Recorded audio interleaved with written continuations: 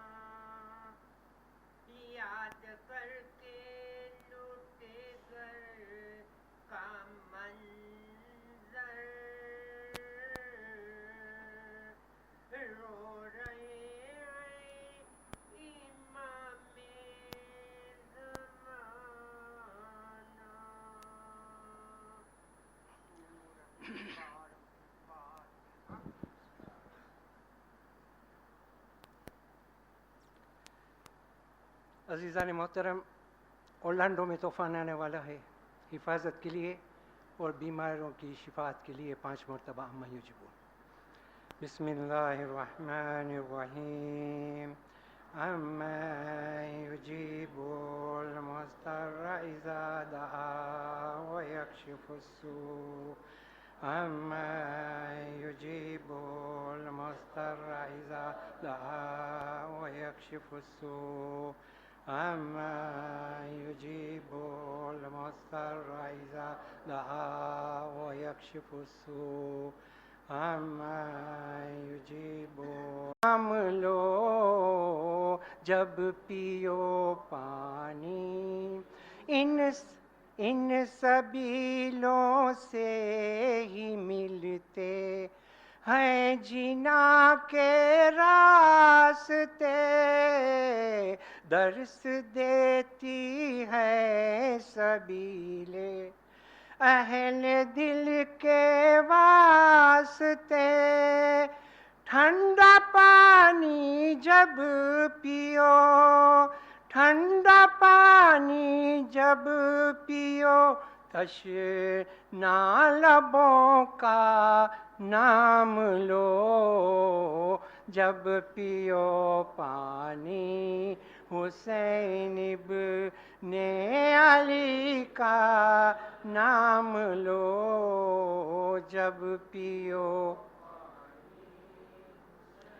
اے امام عصر آؤ، دیکھ لو یہ ماجرا، اے امام عصر آؤ، دیکھ لو یہ ماجرا، غم منایا جا رہا ہے آپ کے اجداد کا، ہم غریبوں سے کبھی، ہم غریبوں سے کبھی آ کے عزائے جام لو جب پیو پانی، حسین ابن علی کا نام لو جب پیو پانی۔ ایک مرتبہ صلوات بھیجیے محمد و آل محمد پر۔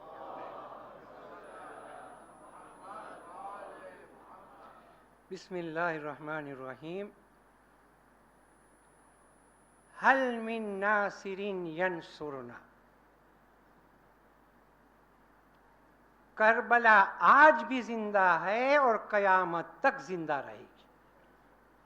ہر دور میں کربلا ہمیں راہ ہدایت دکھاتی ہے. یہ نعرہ جو میں نے ابھی پڑھا 1400 برس سے ہر شیعہ جانتا ہے کہ یہ نعرہ کس کا ہے، جانتا ہے. کب کہا، کیوں کہا؟ دیکھیے یہ اسلام ہے نا اور یہ حسین ہے، دو لفظ ہیں نا، حسین اور اسلام. لیکن دیکھا جائے تو ایک حقیقت ہے، ایک طرف بقائے اسلام ہے اور ایک طرف حسین کا وجود ہے. حسین کہتے ہیں تم کیا سمجھتے ہو، تلوار نے ہمارے سر و تن میں جدائی ڈال کر کے ہمیں ختم کر دیا، تم یہ سمجھتے ہو؟ نہیں، یہ تو میں بتاؤں گا کہ تلواریں ہمارا گلا کاٹنے کے بعد بھی ہمیں مارتی نہیں، بلکہ ہم قوت طاقت میں اس قدر بڑھ جاتے ہیں کہ تلوار کے اوپر بھی اگر کچھ بولتے ہیں تو قرآن بولتے ہیں، اور گلا کاٹنے والا دنگ رہ جاتا ہے، کاٹنے والا دنگ رہ جاتا ہے کہ آخر میں نے کیا کاٹا؟ میں نے تو حسین کا سر کاٹا تھا، میں نے تو اسلام کو برباد کرنا چاہا تھا، میں نے تو شریعت کاٹی تھی، یہ کیا ہوا؟ یہ تو نوکے نیزے پہ آ کے پھر قرآن ہی پڑھ رہا ہے. پتا چلا کہ نہ حسین دین سے جدا ہے، نہ دین حسین سے جدا ہے. پہچانو حسین کو پہچانو. جس آگوش میں اسلام پروان چڑھا ہے، کس کی آگوش میں چڑھا؟ نبی کی آگوش میں. اسی آگوش میں حسین بھی پروان چڑھا ہے، ٹھیک ہے نا، وہاں ہی چڑھا ہے نا حسین پروان. اسلام وہی زبان رسول سے پھیلا، رسول بولتے تھے وہی کے مطابق اور اسلام پھیلا. اور حسین کہتے ہیں کہ میں جب دنیا میں آیا نا تو سب سے پہلے مجھے ماں کا دودھ نہیں ملا، سب سے پہلے لعاب دہن رسالت ملی. زبان رسول مجھے زبان دے رہے تھے، چسا رہے تھے، اور میں زبان لے کے نانا کو بتا رہا تھا، نانا جان آج میں نے زبان آپ کے منہ میں دے دیا، نانا اب جو بات حسین کرے گا وہ آپ ہی کی بات کرے گا، اپنے قطرے آخر تک حسین اسلام کو مٹنے نہ دے گا. اب دیکھیے آپ یہاں سے آپ دیکھیے، اگر حسین کچھ کہہ رہا ہے، اگر حسین کچھ کر رہا ہے تو زمانے کو سوچنا پڑے گا کہ آخر حسین نے اس نعرے میں، استغاثہ کے نعرے میں نصرت کیوں مانگی نصرت حسین نے. اور مانگی تو اس وقت مانگی جب اپنی زندگی کے آخری لمحات تھے، شب عاشور، جب سب شہید ہو چکے تھے. تو یہ مولا حسین اپنی ذات یا اپنی خاندان کے لیے مدد نہیں مانگتے. ارے میں آپ کو بتاؤں یہ کیسے مانگتے؟ ارے جس کی حکومت عرش پر ہو اور فرش پر ہو وہ اپنے لیے کیا مانگے گا؟ یہ وہ حسین ہے کہ 3 شعبان کو دنیا میں آیا اور اسی دن عرش کے مجرم فطرس کو نجات دلا دی، اسی دن. اور سن 61 ہجری روز عاشورہ جب دنیا سے جا رہے تھے، آپ دیکھو حسین آئے تب بھی، اب دنیا سے جا رہے ہیں تب بھی فرش کے مجرم حر کو نجات دی. یہ بتاتا ہے کہ حسین کے لیے کوئی حد نہیں ہے، چاہے عرش ہو چاہے فرش ہو، ہر جگہ حسین کی حکومت. تو حسین اپنے فائدے کے لیے نہیں مدد مانگ رہے ہیں، یہ سوچئے، اس میں ہمارا فائدہ ہے. آپ دیکھیں हक व बातिल की जंग आज भी हो रही है कि नहीं हो रही है? ये कभी खत्म होने वाली है ही नहीं। जनाब आदम का पुतला बना, फरिश्तों को हुक्म हुआ सजदे में जाओ, बस हक व बातिल की जंग यहां से शुरू हुई। यहां से जो बातिल का नुमाइंदा था उसने मुखालिफत की, न माना, और दूसरे ने इताअत की जो हक का नुमाइंदा था। इस तारीख जंग उस जमाने से शुरू होकर हमारे जमाने तक पहुंची है आज। यहां हमें देखना यह है मेरे दोस्तों कि हम किस तरह से इस जमाने में किसकी नुमाइंदगी करते हैं। हमको सोचना है खुद को अपनी जगह पर कि हम किसकी नुमाइंदगी कर रहे हैं। अपने फायदे के लिए दीन को बर्बाद कर रहे हैं, अपने फायदे के लिए बातिल की पैरवी कर रहे हैं, या हुसैन के इस कौल पर लब्बैक कह रहे हैं। हर दौर में हमें होशियार भी रहना है और जागते भी रहना है ताकि हम भी जहन्नम की आग से बचें और हमारी औलाद भी जहन्नम की आग से बचे। मजलिसों में अक्सर हम क्या कहते हैं, नारा लगाते हैं, यजीदियत मुर्दाबाद, यजीदियत मुर्दाबाद। हम यजीद मुर्दाबाद नहीं कहते, यजीदियत। यजीद हिंदा के उस पोते का नाम है जो 64 हिजरी में जहन्नम वासिल हो गया, वो मर गया, जहन्नम में चला गया।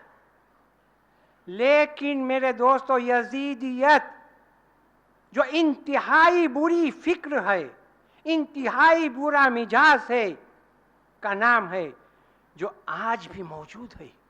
वो यजीद तो मर गया, लेकिन यजीदियत आज भी मौजूद है और चारों तरफ बिखरी हुई है। और बिखरी हुई है सिर्फ इतना नहीं, हमारे दिमागों को ब्रेन वॉश कर रही है। अगर एक लम्हे के लिए मोमिन या हमारी ये नई नस्लें दीन से गाफिल हो जाए तो यजीदियत मुर्दाबाद का नारा लगाने के बावजूद वो यजीदियत पर अमल कर लेगा।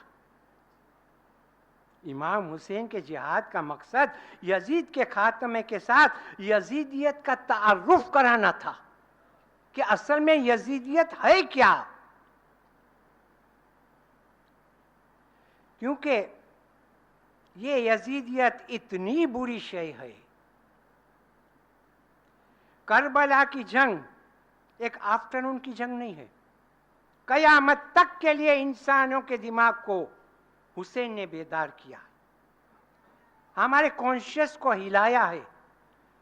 इसलिए तो हर साल हमें इस नारे के साथ करबला को रिमाइंड कराया जाता है ताकि हम और हमारी नस्लें इस्लाम के पाबंद रहें। और ये कुरान मजीद का एक सूरा है, सूरे हम पढ़ते हैं माह रमजान में, सूरे रूम। इसकी एक आयत है, इसके बराबर मिलती जुलती। कहती है यह आयत कि अपनी तवज्जो दीन की तरफ कायम रखो। दुनिया में इंसान कहां भी रहे, जहां बेहतर लाइफ मिले जाए रहे, कोई वांदा नहीं है। वहां किसी इंसान को रोजे मैशर ये सवाल नहीं होगा कि तुम कहां रहते थे, ये सवाल नहीं होगा। तुम जाओ जहां अच्छा लगे वहां रहो, ये सवाल नहीं होगा कि तुम कहां रहते थे, लेकिन ये सवाल जरूर होगा कि कैसे रहते थे। इसमें सारा इस्लाम आ गया जो समझे तो। दुनिया और आखिरत के मामले में बुनियादी फर्क ये है, आप देखें कि जब कोई इंसान दुनिया से जाता है, दुनिया क्या पूछती है, क्या छोड़ कर गया, दौलत, माल, औलाद। लेकिन मजहब पूछता है क्या लेकर आया। दुनिया ये भी देखती है कि इसने जिंदगी कितनी गुजारी, 20 साल, 50 साल, 70 साल। लेकिन मजहब क्या देखता है कि ये जिंदगी के साल इसने कैसे गुजारे, हमारा बनकर रहा कि नाफरमानी की राह पर चलकर गुजारी। इसीलिए दीन पर तवज्जो, दीन कमजोर होने न पाए। और हम इस अमानत को, ये दीन एक अमानत है, उसे हमें और पैगाम हुसैन हमारी अमानत है, उसे हमें नई नस्लों तक पहुंचाना है। हकीकत है, अगर इंसान का माल हाथ से चला जाए तो जिंदगी का निफ्स आधा चला गया। लेकिन मेरे दोस्तों, अगर औलाद अपने हाथ से चली जाए, औलाद अपने हाथ से निकल जाए, तो सब कुछ गया। समझो कि सब कुछ गया। ये दौर हम जिस सरजमीन पर रह रहे हैं, टांजानिया, अपनी औलाद तक दीन पहुंचाना न हुकूमत की तरफ से कोई रुकावट है, न कोई हुकूमत की तरफ से कोई कानून है कि वो हमें रोके। दूसरे मुल्कों में जाइए, देखिए, ये दुबई में और उधर पाबंदी है आज़ादारी पर। तारीख में ऐसा दौर भी आया है कि जब इंसान के लिए मजहब को जाहिर करना आसान न था, ज़बानें कट जाती थी, गले कट जाते थे। लेकिन आज हमें यहाँ पूरी आज़ादी है, कौन रोक टोक करता है? रुकावट नहीं है। अब अगर सुनिएगा, माँ बाप सुने, पेरेंट्स सुने, कि अब अगर इंसान अपनी औलाद को न संभाले, मजहब की तालीम न पहुंचाए, तो कसूर किसका होगा? हमारे छठे इमाम, इमाम जाफर सादिक अलैहिस्सलाम,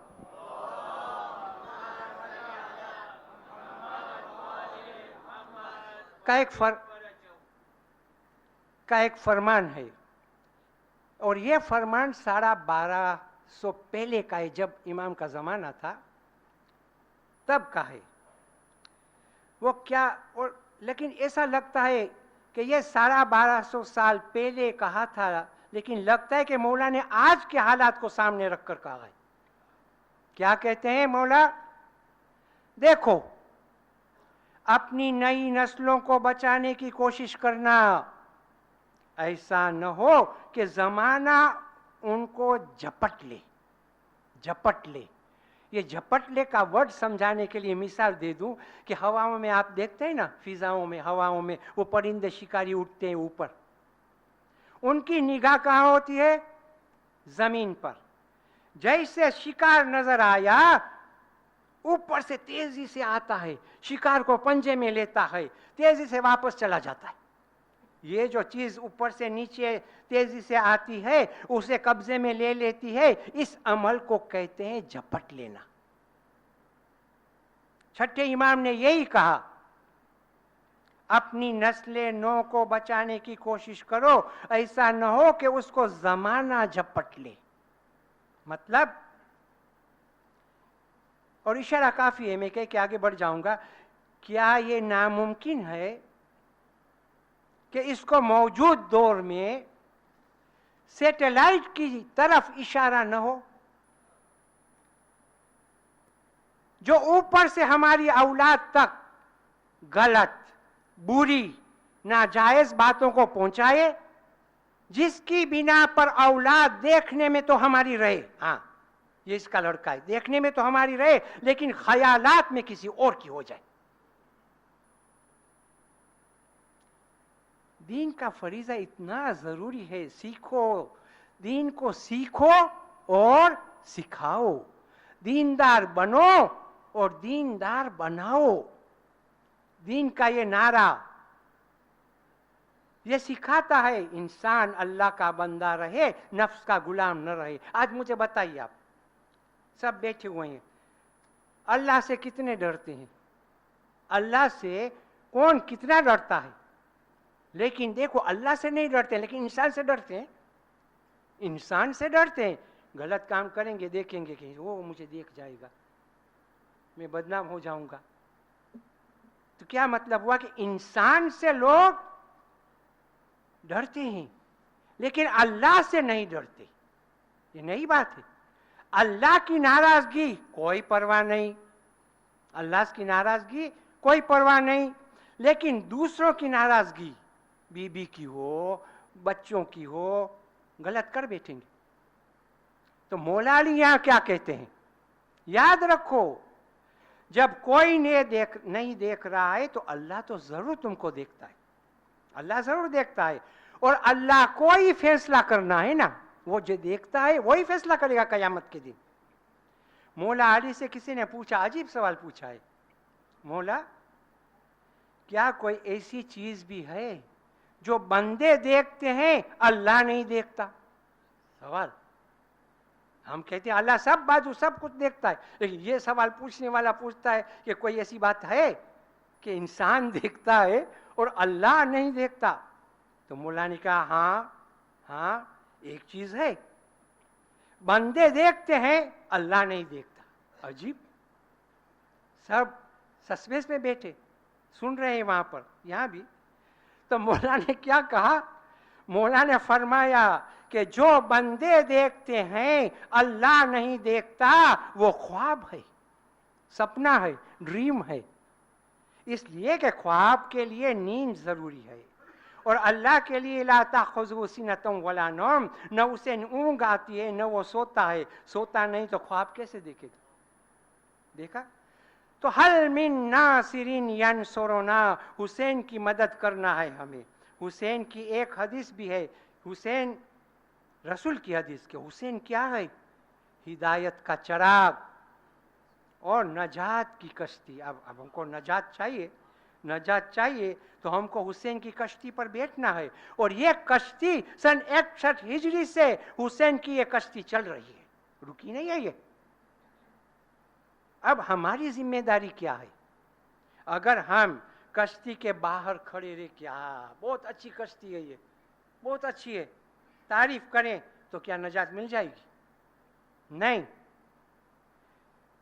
जब तक के इंसान उस कश्ती पर न सवार हो, एक बार कश्ती पर सवार हो गया तो अब फिर हमारी मर्जी नहीं चलेगी। कश्ती पर चढ़ गए हम शिप में बैठे, हम बोलते हैं कैप्टन को कि ऐसा ले जाने ऐसा ले जाने, नहीं, हमारा अब कुछ नहीं चलता। कश्ती चलाने वाला जिस डायरेक्शन में हमें ले जाए वहां जाना होगा कि नहीं? यानी जो इमाम कहे उसे हमें मानना होगा अगर हम कश्ती पर चढ़ बैठे। इमाम की नुसरत का मतलब तो यही है ना कि मौला की आवाज है, हल मिन नासिरिन यंसुरुना, कोई मेरी मदद करने वाला अगर है, अगर इसका जवाब हम दे सकते हैं तो सिर्फ एक ही जवाब दे सकते हैं, हल मिन नासिरिन यंसुरुना लब्बैक या हुसैन। सलवात भेजिए मोहम्मद वाले मोहम्मद पर।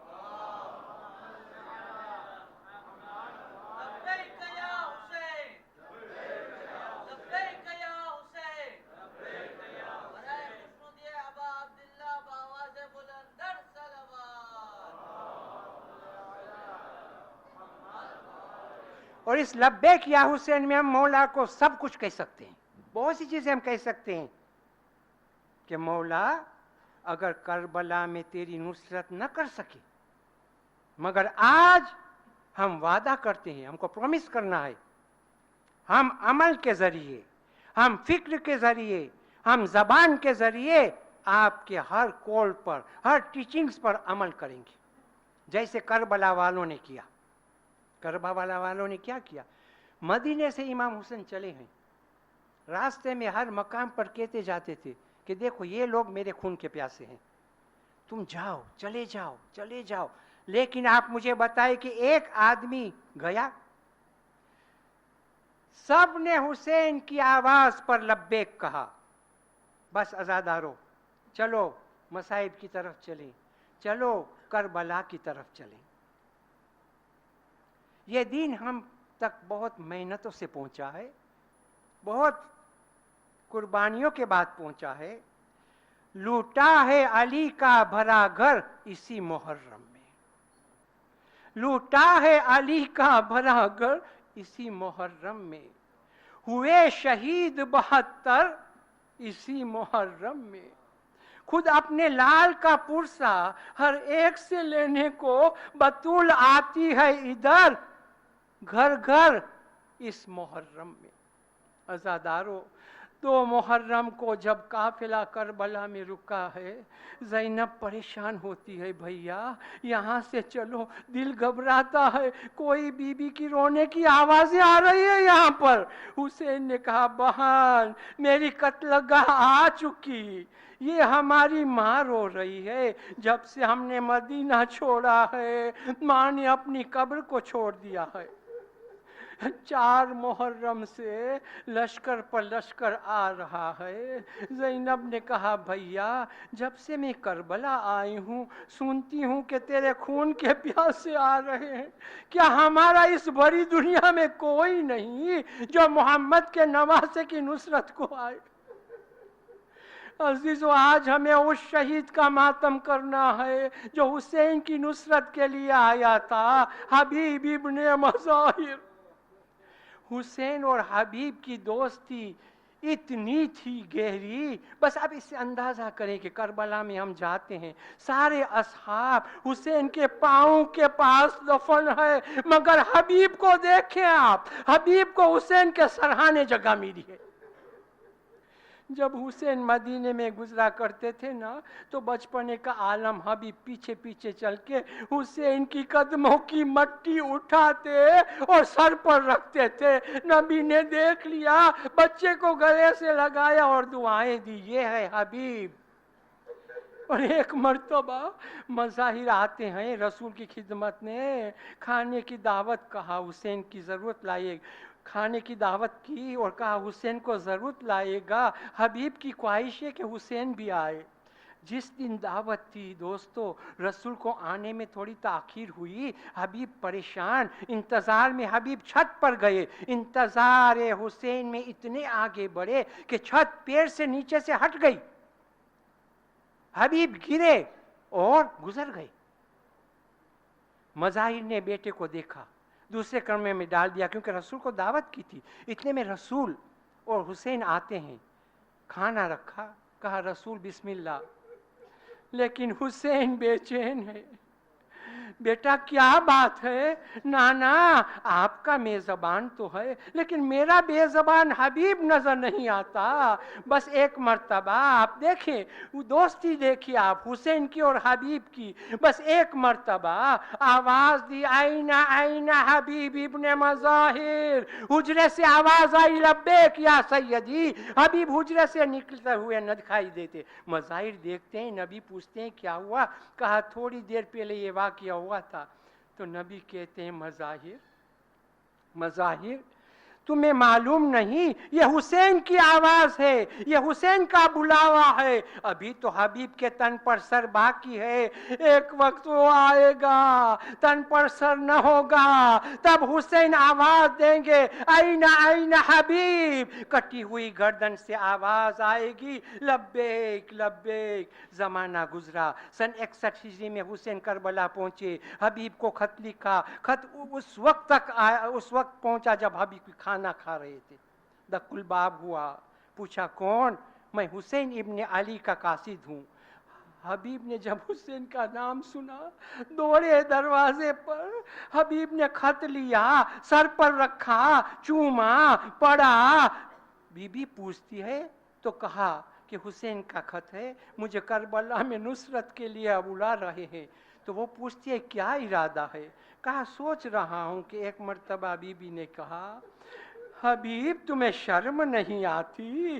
फातिमा का लाल आवाज दे, तुम सोच रहे हो, लो चादर ओढ़ो, मैं जा रही। हबीब ने कहा मैं तो तेरा इम्तिहान ले रहा था, हबीब हुसैन का दोस्त और मदद को न जाऊं।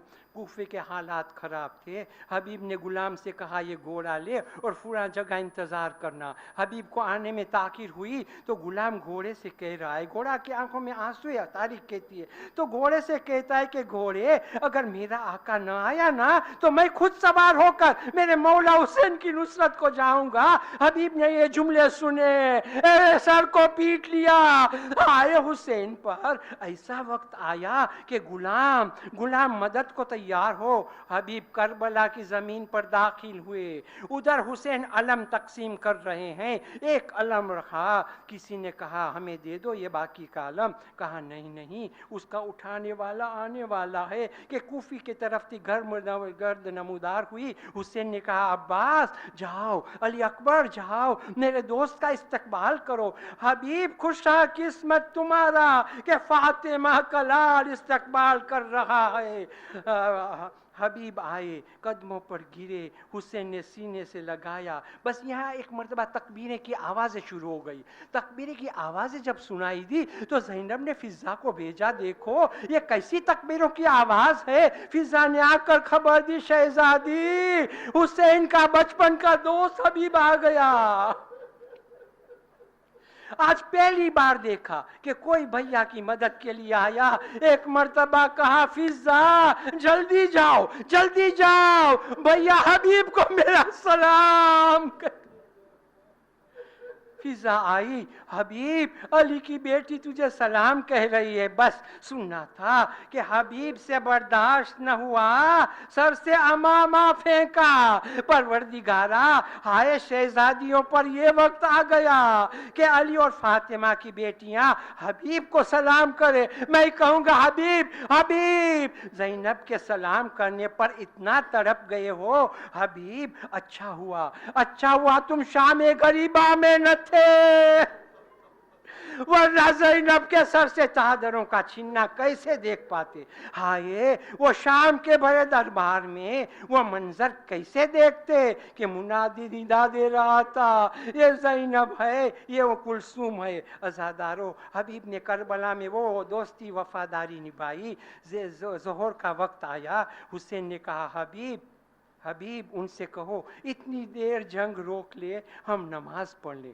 हबीब गए, मगर ऐसा बेहयाई का जवाब सुना। क्या फायदा, हुसैन की नमाज कबूल नहीं होगी वो कहते हैं। बस सुनना था। हबीब को जलाल आ गया। वहीं से ही आवाज दी मौला खुदा हाफिज मौला। वहां से जंग शुरू कर दी। लड़ते लड़ते वो वक्त भी आया कि घोड़े से जमीन पर आते हैं। आवाज दिया का मेरा सलाम। इमाम का चेहरे का रंग एक मर्तबा बदल गया। हाय तुमने भी मेरा साथ छोड़ दिया। जिस तरह सबको अब्बास पर भरोसा था, इसी तरह हबीब पर भी भरोसा था। इसीलिए जिस वक्त खैमों में आग लगी है और जिस वक्त चादरें छीनी है गई है, मक्तल लिखता है ज़ैनब ने अब्बास को न पुकारा। जब चादरें छीनती थी ज़ैनब ने अब्बास को न पुकारा, हुसैन को न पुकारा।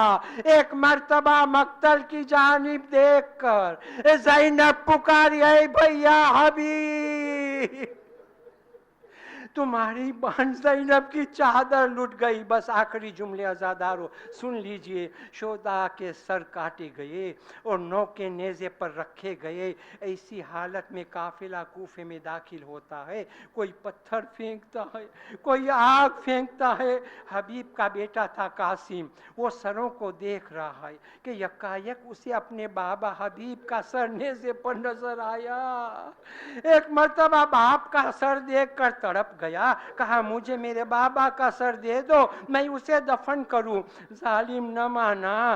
कासिम ने हमला किया और सर ले लिया। मैं कहूं कासिम बाबा का सर नौ के नेज़े पर देखा, बर्दाश्त न कर सके। हाय मेरा सलाम हो यतीम सकीना पर। कभी बाबा का सटा हुआ सर देख रही है, कभी चचा अब्बास का सर घोड़े की गर्दन में देख रही है।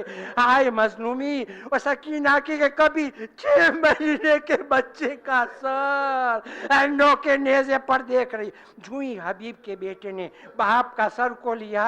एक जुमला कहता है, बस आखिरी जुमला है। ये जुमला कहता है देखो जिसका वारिस जिंदा हो किसकी मजाल है कि उसके बाप के सर को नौ के नेज़े पर बुलंद करे।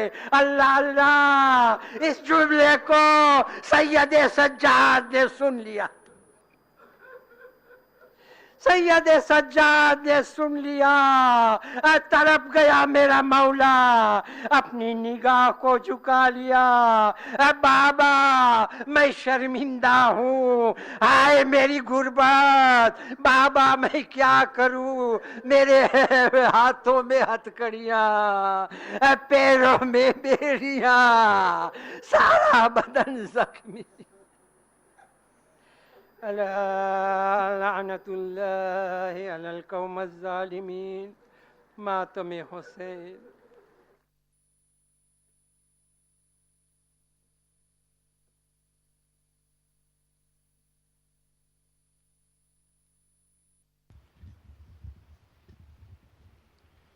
हबीब तुम पर सलाम हुसैन, हबीब तुम पर सलाम हुसैन, ए में हबीब ए मेरे दोस्त, ए मेरे आँखों के चैन, हबीब तुम पर सलाम। रजब में मदीना से निकला था मैं, मोहब्बत थी जिससे वो घर छोड़ कर, मैं सहता रहा सख्तियाँ ए हबीब, रसूल खुदा का शहर छोड़ कर बो बला अकेला हुआ है हुसैन, हबीब तुम पर सलाम, ए में हबीब ए मेरे दोस्त,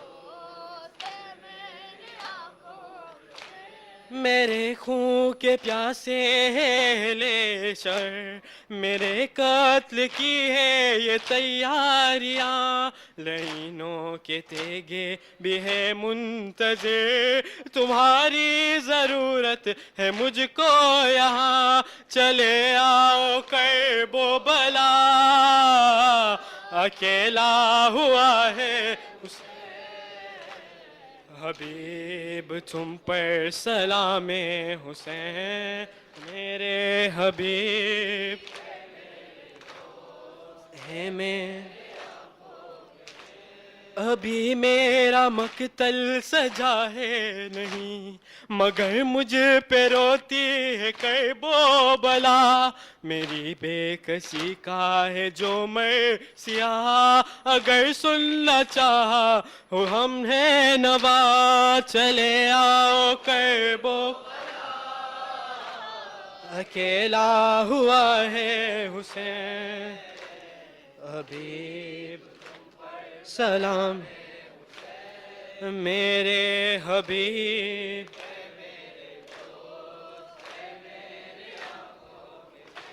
ये तहरीर पढ़ते निकले हबीब, तो रहवार रोका सरे करबला, किया आके शेख को सलामे वफा, हबीबे हजी से ये शेख ने कहा, अच्छा किया है हबीब तुम यहाँ गए, मेरे हबीब मेरे दोस्त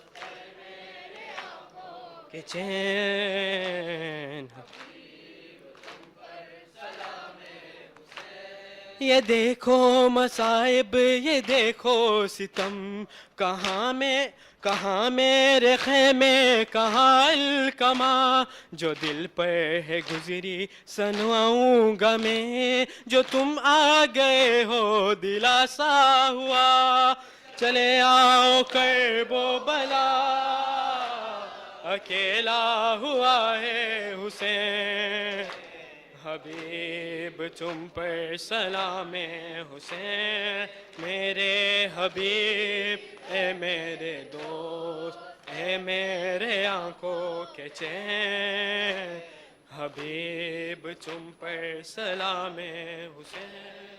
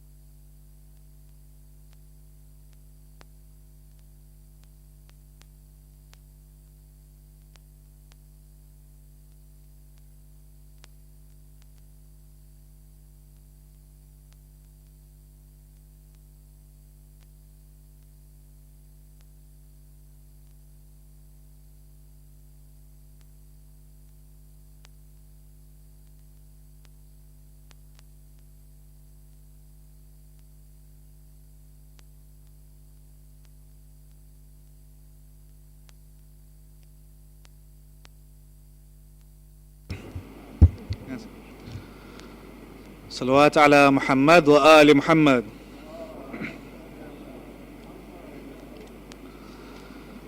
فریاد سنو میری، ایک بار مجھے بھائی کہہ کر تو بلا غازی. فریاد سنو میری، ایک بار مجھے بھائی کہہ کر تو بلا غازی. بچپن میں تیرا جھولا ہاتھوں سے جھلایا تھا، ہاتھوں کو تیرے لے کر چلنا بھی سکھایا تھا. اب ان ہاتھوں سے میں کس طرح اٹھاؤں گا بن بازو یہ لاش تیری. آنکھوں کا دیا تم ہو، خالق کی عطا تم ہو. بابا نے جو مانگی تھی رب سے وہ دعا تم ہو. سقائے سکینہ ہو، زینب کی رضا تم ہو. تم ہی ہو کمر میری، تیروں کے مسلح پر سر کو میں کٹاؤں گا. کیا دیکھ سکو گے تم، میں خون میں نہاؤں گا. زخمی میرے سینے سے ہر خون کے قطرے سے آواز یہ آئے گی. سنتے ہو سکینہ کے لب پر ہے فغاں بائی. لوٹا میرے امو پانی نہیں مانگوں گی. اب روٹ نہ جاؤ تم، اتنا تو ذرا سوچو. مر جائے گی وہ بچی، موت آئے گی زندہ میں معصوم سکینہ کو. رو رو کے صدا دے گی امو میرے آ جاؤ. جا اپنی گواہ کرو، پھر شام کے زندہ سے نہ لوٹ کے آئے گی. فریاد سنو میری، ایک بار مجھے بھائی کہہ کر تو بلا غازی.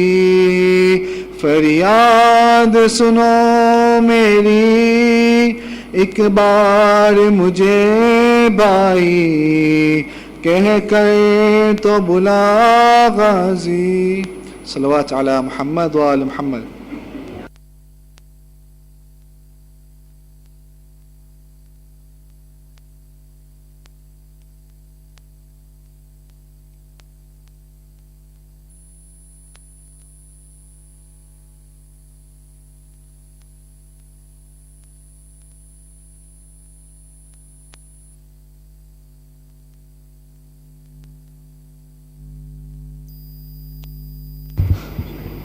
صلوات علی محمد و آل محمد.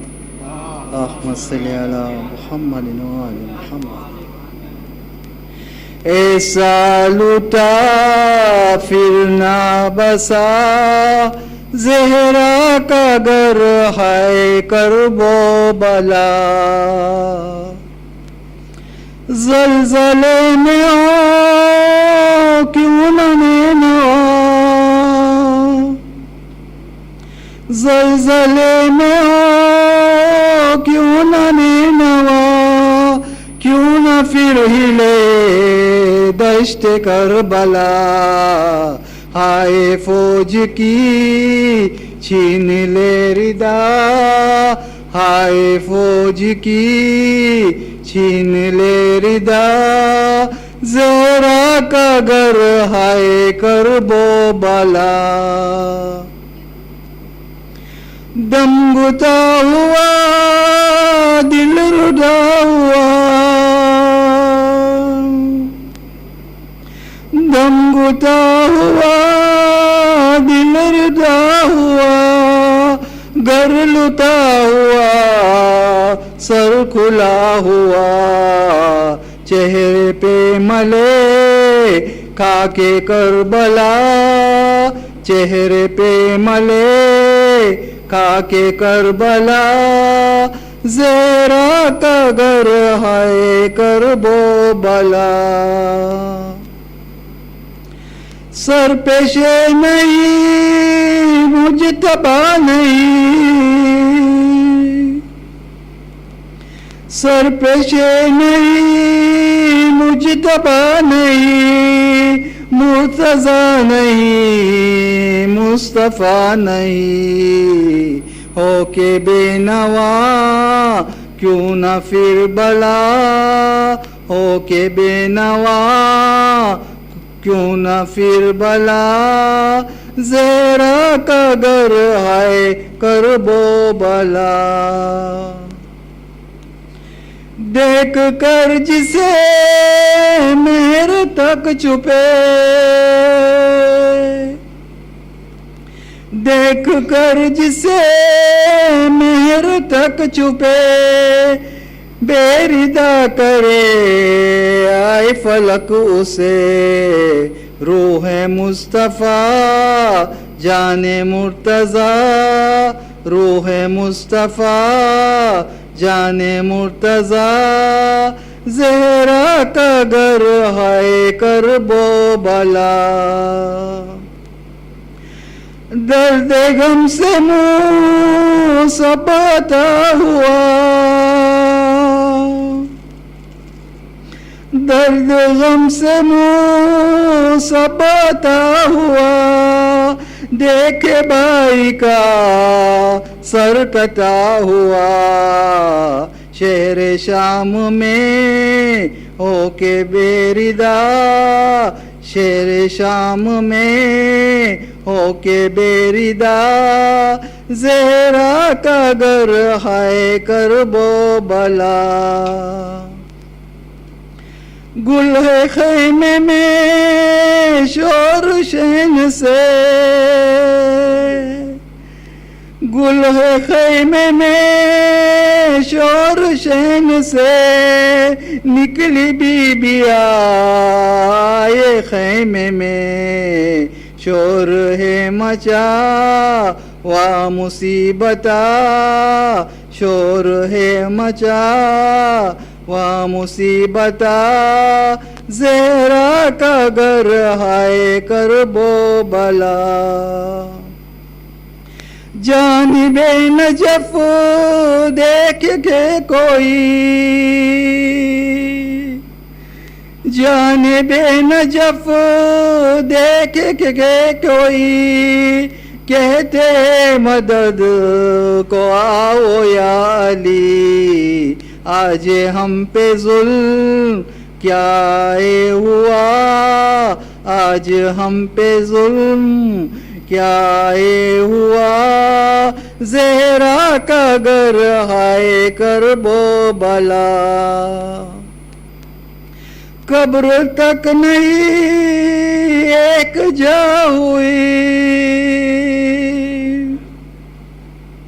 قبر تک نہیں ایک جا ہوئی कोई है नजफ शाम में कोई काज़िमेन यूं जुदा जुदा कोई काज़िमेन यूं जुदा जुदा ज़हरा का घर हाय करबो भला ऐसे लुटा फिर ना बसा ज़हरा का घर हाय करबो भला सलवात अला मुहम्मद व आले मुहम्मद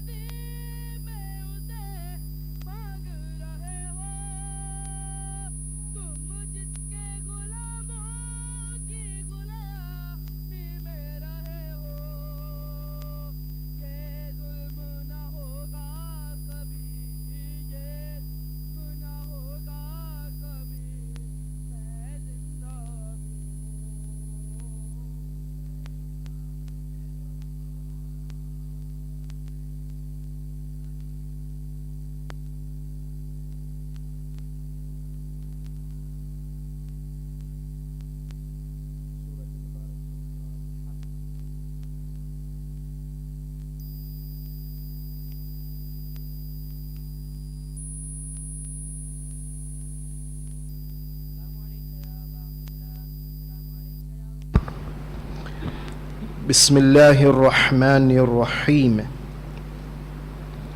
الحمد لله والصلاة والسلام على سيدنا ونبينا محمد وآله الطاهرين.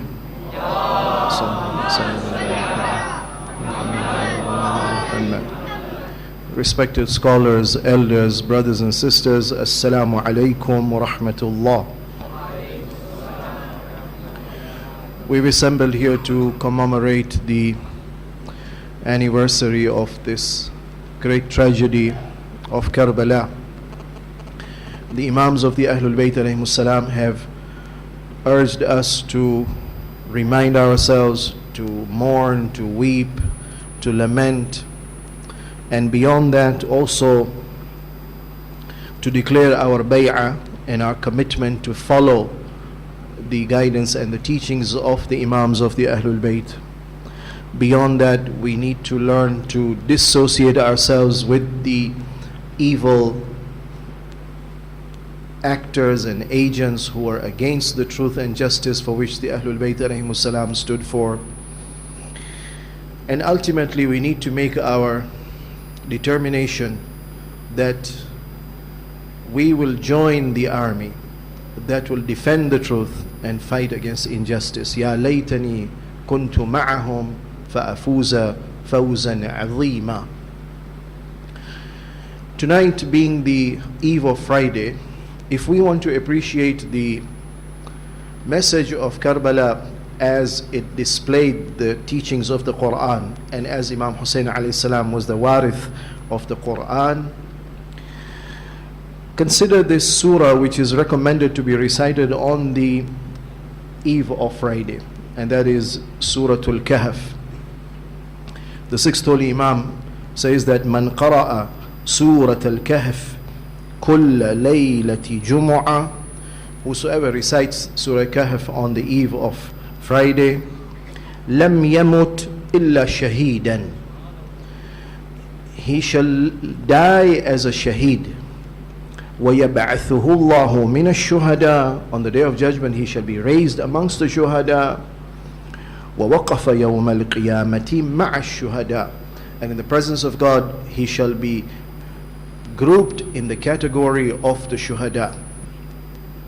This surah is amazing, therefore, in that the reciter who can understand its meaning and then apply it to his life, even though he may not have participated in the physical battlefield, but he will still get the thawab of a shaheed.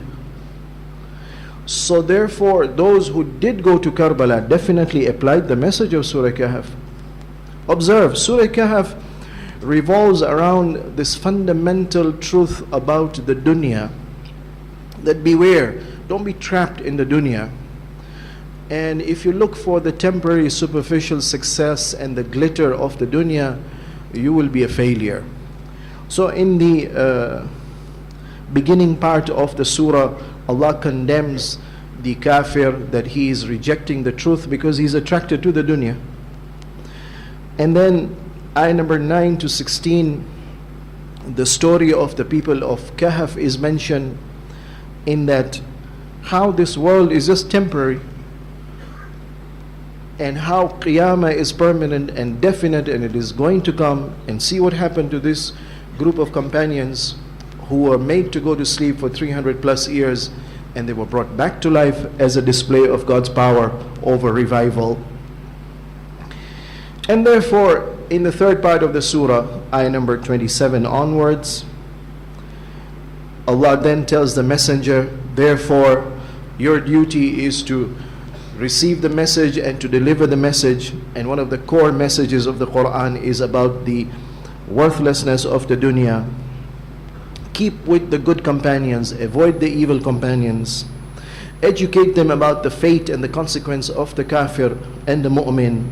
Give them the parable of those people who owned 2 gardens, and how one got so proud because of his possessions and fruits and thought that there is no God and there is no account, and therefore he could do whatever he wanted. And then suddenly, out of nowhere, that garden and all its fruits were destroyed. And then suddenly he realized there's a power greater than himself. Give them the example also of the temporary nature of the dunya, O Prophet. Just like a dead earth, water comes down, plants grow, it's beautiful, the garden is lush and full, and then over time it withers away and disappears. That's the life of this dunya. And tell them the danger of the devil, and warn them about submitting themselves to the idols, that they are powerless, they are senseless. How can you talk to them? How can you expect anything from them? Anyone, anything other than God. And warn them the fate that awaits them should they ignore these warnings of the Quran. And the dunya, don't think it's just this temporary superficial display of power and success and riches. No, there's a higher reality. Ayah number 60 to ayah number 82, look at the case of Musa alayhi salam as the Ulul Azm prophet of his time, looking for an even closer man to God, Khidr, who then teaches him the secrets of how Allah is governing the universe. And then ayah number 83 to 102, you want to see the temporary nature of this dunya. Look at the story of Zulqarnain, a godly king, how Allah helps him and defeats the kafir of his time. And ultimately the surah ends by saying that, so don't depend on the dunya. Depend on the higher master who created the dunya and who has created a world much greater than the dunya. Hope in him, attach to him, rely in him, believe in him, and obey his commands. That's the core message of Surah Kahf. But notice how it plays out in Karbala. In ayah number 9, Allah says, أَمْ حَسِبْتَ أَنَّ أَصْحَابَ الْكَهْفِ وَالرَّقِيمِ كَانُوا مِنْ آيَاتِنَا عَجَبًا. Do you think, O Prophet, and tell these disbelievers who are questioning you because this story may have appeared in the other scriptures and they want to challenge you, tell them you find this as a strange, wonderful, miraculous sign of God. Oh, God has many other signs. This is just one example of them. And then ayah number 10 gives a summary of that story, what happened to the Ashabul Kahf. إِذْ awal fityatu ilal kahfi. Remember the time when this group of youth, young people, took shelter in a cave, because in the city they could not live a comfortable life. They were being tortured, they were being persecuted, they were being forced to reject God and to submit to the idols. فَقَالُوا. So the only solution they could think of is to remove themselves from society. So they prayed to the Lord, رَبَّنَا آتِنَا مِن لَدُنْكَ رَحْمَةً. Oh Allah, give us your special grace and mercy. Give us salvation from this persecution. وَهَيِّئْ لَنَا مِنْ أَمْرِنَا رَشَدًا. We're confused. We want to obey you, but it's difficult. Show us, inspire us, reveal to us what is right and righteous so that we should follow that. Karbala is also the same story. They were being forced to obey powers other than God, and therefore they turned away. Ashabul Kahf went to the cave. Ashab Karbala came to Karbala. Ayah number 11 then says, then we made them go to sleep, and number 12 says, then we raised them back again. Ayah number 13 says, let me explain to you a little more in detail what happened. نحن نقص عليك نبأهم بالحق. We will tell you the qissa of Ashab al-Kahf بالحق, based on truth. And these are fundamental truths, the laws which govern the universe. You ignore them, you will suffer.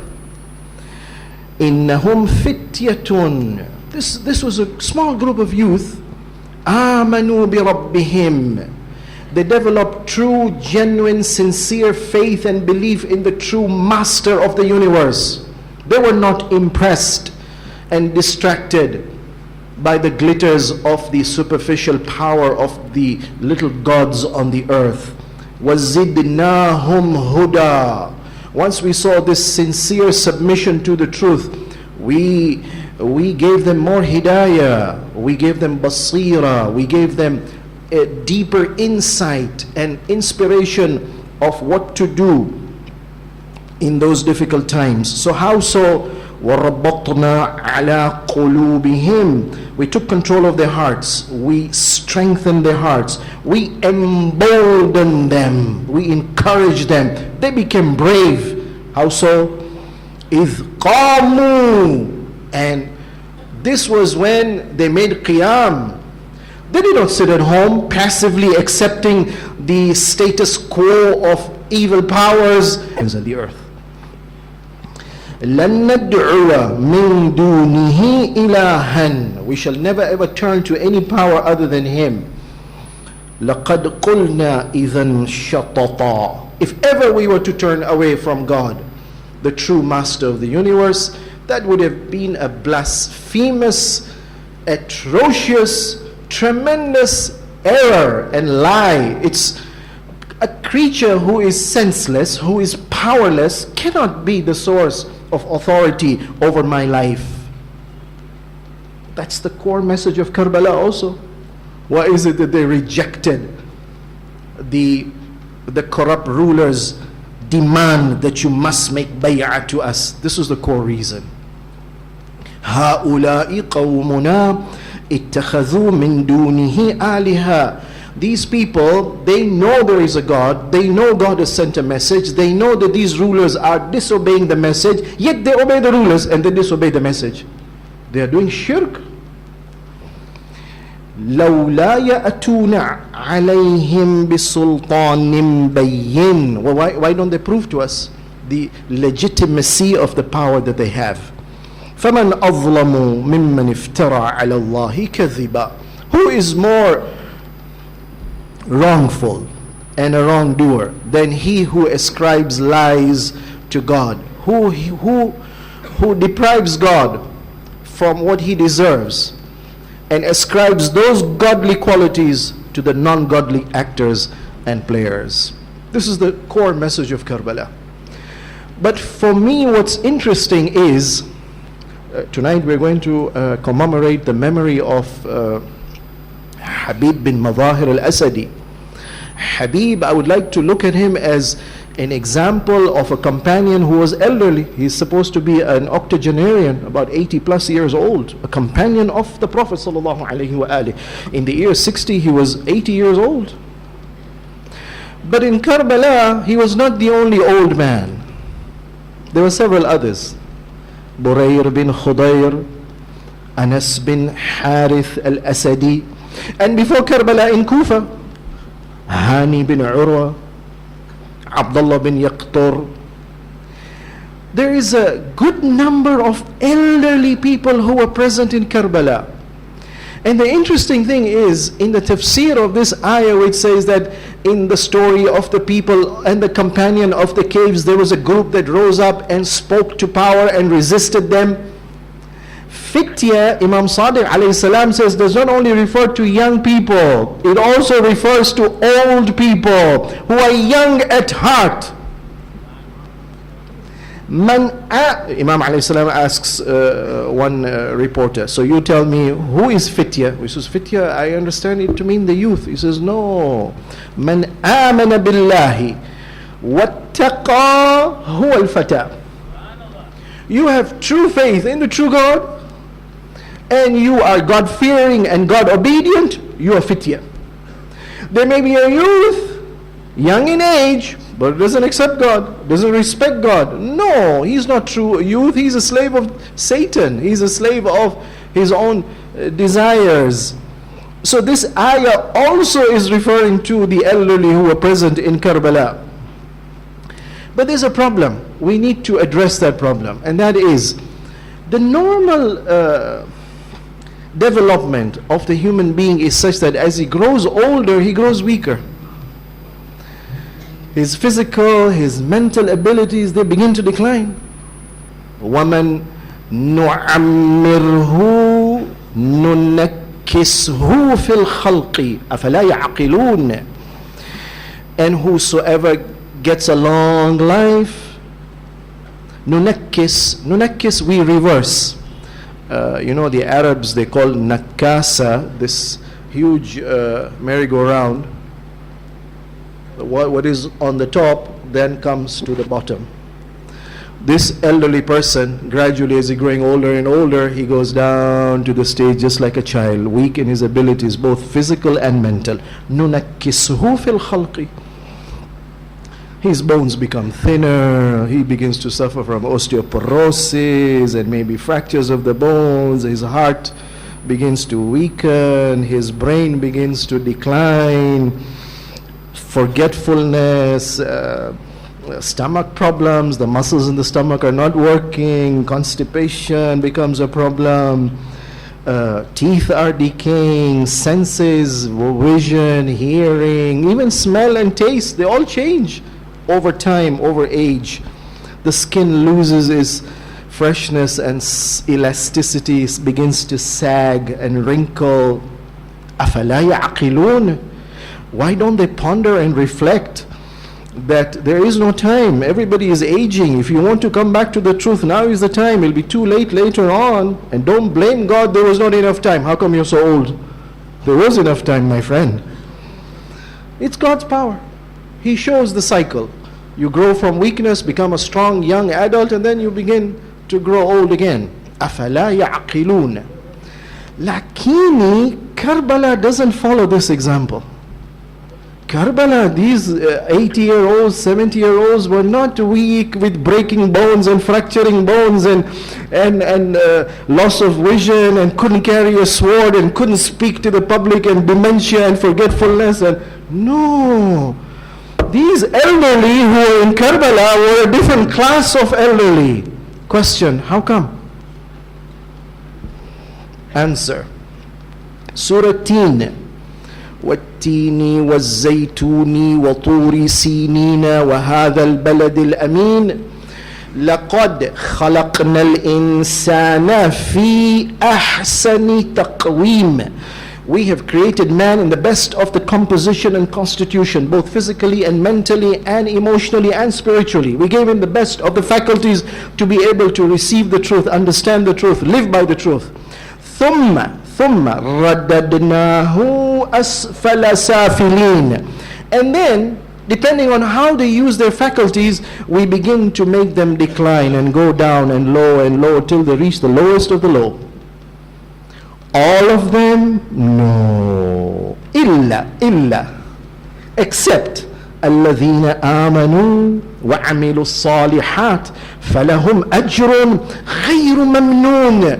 Except for those who have accepted the truth, Iman, and who have lived by the truth, Amal Salih. No, for them there's a great reward, and the reward begins here in the dunya. They are protected from the declining effects of old age. You want proof of that, Karbala? Ibn Abbas says, you want to know how a person can be protected from the effects of aging? The secret is the Quran. من قرأ القرآن لم يرد إلى أرذل العمر. Whosoever recites the Quran and therefore understands it and therefore applies it, he will not decline. Kwa nini? Kwa sababu, look at what scientists are telling us now about how to prevent dementia and the health problems of old age. They're telling us, you have to live a life where you avoid smoking, for example, or alcohol. They tell you have a good diet. They tell you have good regular exercise. They tell you have frequent medical checkups. They tell you connect with your relatives and have a good social support. What is this other than Amal Salih? For mental sharpness, to protect from dementia, they say, keep your brain active, engage, stimulate yourself, read, have a hobby, develop a new skill, writing, playing a game, volunteer work. Challenge the brain. The brain should be growing different cells all the time, not cells, connections all the time. And they've discovered recently what is known as neuroplasticity. The brain has the power to regenerate, to develop new habits anytime, even old age. And they say, well, when you read something, repeat again and rehearse what you have read. And they say, believe that you can do it. Don't lose confidence. And they say, challenge all your senses. Don't only use your eyes, but try to engage all your senses, your ears and your smell and your taste, as you're learning, as you're exploring, as you're bringing all stimuli. Tell me, is not Karbala an example of exactly what these people are saying right now? Observe. One of the companions, the elderly person who was in Karbala, is Burayr. Burayr bin Khudayr. He is known as Sayyidul Qurra, the chief and the elite among the reciters and the teachers of Quran. Simple person. Used to teach and recite the Quran in the central mosque in Kufa. Brave man, devoted in the worship of God. In the event of Karbala, he left Kufa much early, right at the time when Imam Hussein alayhi salam was in Makkah. Others were writing letters. He went himself to Makkah and joined Imam Hussein alayhi salam. On the day of Ashura, on the eve of Ashura, when Imam alayhi salam tells the companions that this battle is between me and them, you can all go away, the first person who stood up, he was there to declare his loyalty before all the other companions. And on the day of Ashura, brave, eloquent old man, he goes and speaks to them to try to advise them. In fact, on the eve of Ashura, it's reported that one of the survivors said that I noticed that he was cracking jokes. And I said, Burayr, this is not the night for jokes.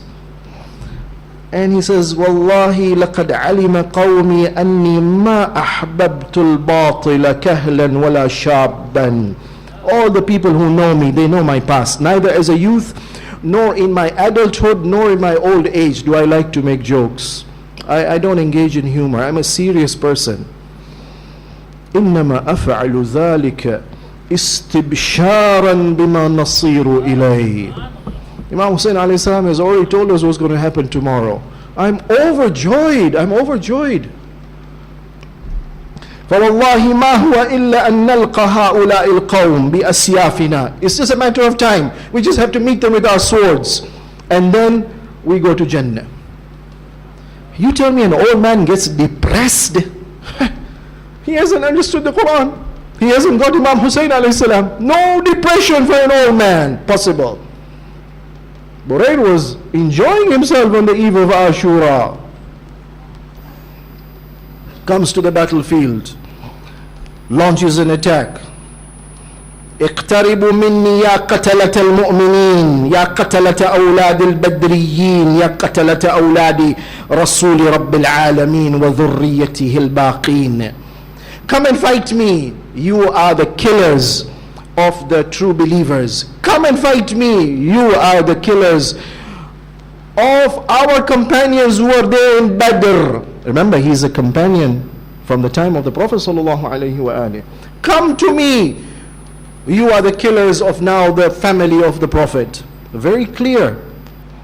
Ana Burayru wa Abi Khudayru. If you don't know me, let me introduce myself. I'm Burair, my father is Khudayr. يعرف فينا الخير أهل الخير أضربكم ولا أرى من ضيري كذلك فعل الخير من بريري.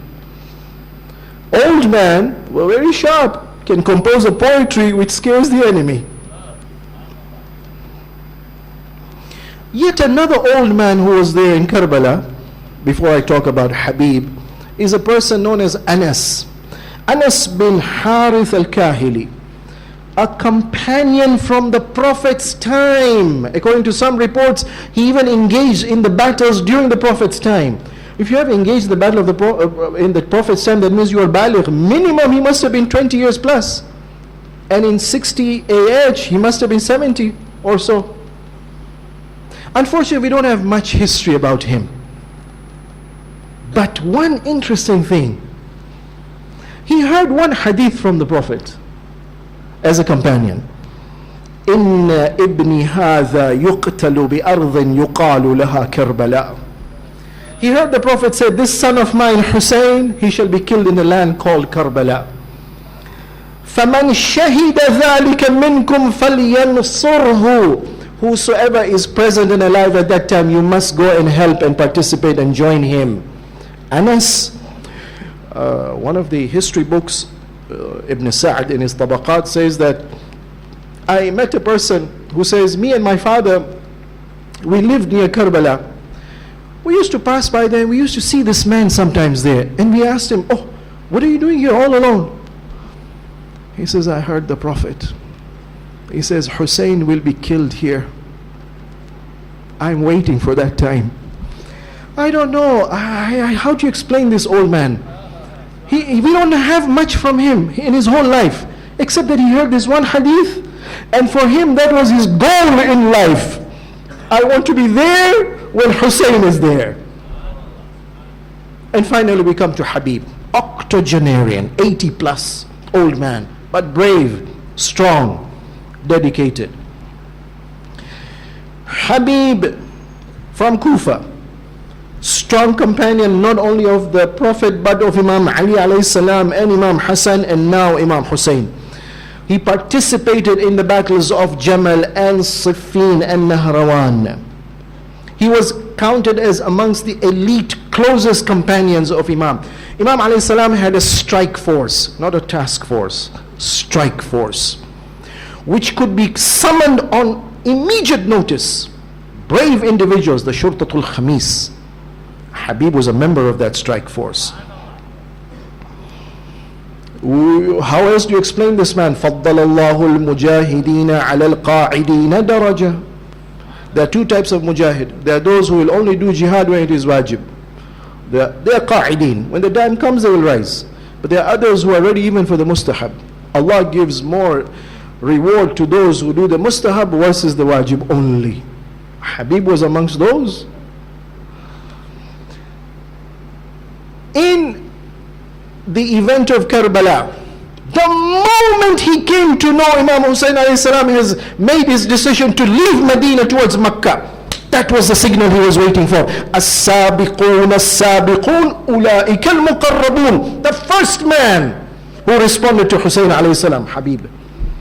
This man lived the Quran. He was watching, where is the truth? How do I defend the truth? How do I live according to the truth? And he began his movement in Kufa to solicit, to invite people, come and make bay'ah to Imam Hussein alayhi salam. And of course, as Surah Kahf tells us, there are some people who begin to get so close to the chosen servants of God, they begin to learn the secrets of the universe. Majority don't know.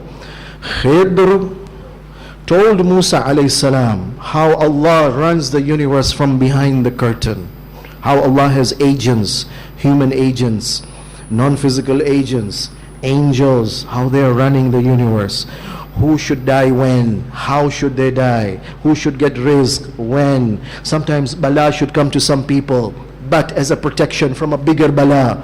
All these secrets were taught to Khidr. Same secrets were being taught to Habib. Habib is known as the one who had ilmul balaya wal manaya. He knew the hidden secrets which Rushayd al-Hajri also knew, and Maytham al-Tammar.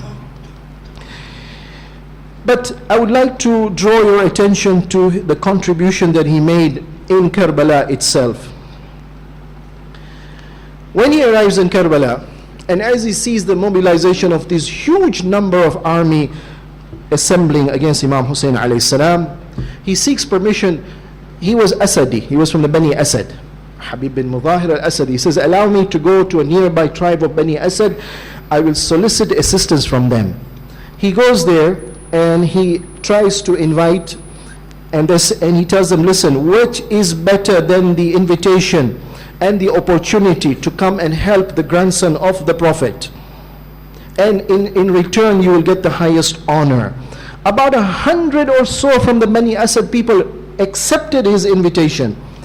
But typically Bani Asad had two types of people. There was Habib bin Madahir Asadi, there was Hurmala Asadi also. There were traitors between Bani Asad. They went and informed Umar Sa'd, there is a recruitment taking place for Hussein amongst the Bani Asad. Immediately Umar Sa'd sends a posse of about 400 or so people. A little battle takes place between these 100 or so and those 400, and they withdraw. Bani Asad within the night time they disappear to protect their lives. Habib bin Madahir comes back to Imam Hussein alayhi salam. He says, I failed in my task. Imam says, La hawla wa la quwwata illa billah. May Allah reward you for your attempts. Habib, an 80-year-old man. There were many others who were young, but he was made as a commander. Imam Hussein alayhi salam arrayed his military, Maymana, Maysara, Qalb. Maysara, the left flank, was under the commandership of Habib bin Madahir. Finally, he seeks permission to go and confront the army. Ana Habibu wa Abi Mudhar, فارس هيجاء وحرب تسعر وأنتم عند العديد أكثر نحن أعلى حجة وأظهر وأنتم عند الوفاء أغدر ونحن أوفى منكم وأصبر. Amazing. He summarizes the whole reason why there are two armies, why one Bani Asad is here, Habib, another Bani Asad is there, Hurmula. The reason, he says, if you don't know me, I'm Habib, the brave horseman. Look at my past history. You are bigger in number, but we are more loyal, more submissive to the truth, more ready to defend the truth. We have more powerful reasons to accept the truth. You have no reasons to accept your evil rulers. We are more enduring and strong and patient and determined. You are driven by fear and money. That's the summary of Karbala. Same story repeats itself for Habib also, that he was also seen to be happy just before the battle, or the eve before the battle. And when he's asked, he says, well, it's just a few moments before Jannah. Allow me just to remind ourselves of one ayah in the Quran which perhaps could explain the reason for this joy. إن الذين آمنوا وعملوا الصالحات, ayah number 107 of Surah Kahf, كانت لهم جنات الفردوس نزلا. Those who believe in the truth and are ready to defend it and die for it, Allah will give them Jannah. No. In Jannah, the highest, Firdaus. In the Firdaus, خالدين فيها لا يبغون عنها حولا. And once they reach there, they will never ever wish to be shifted out and transferred and moved and replaced.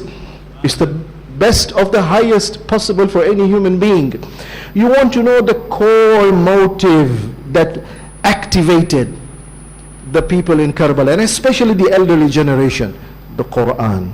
Let's pray to Allah for tawfiq to be able to bring the Quran into our lives, which whereby we give ourselves not only physical health but emotional health and mental health and spiritual health. Assalamu ala al-Husayn wa ala Ali ibn al-Husayn wa ala awlad al-Husayn wa ala ashab al-Husayn jami'an wa rahmatullahi wa barakatuh.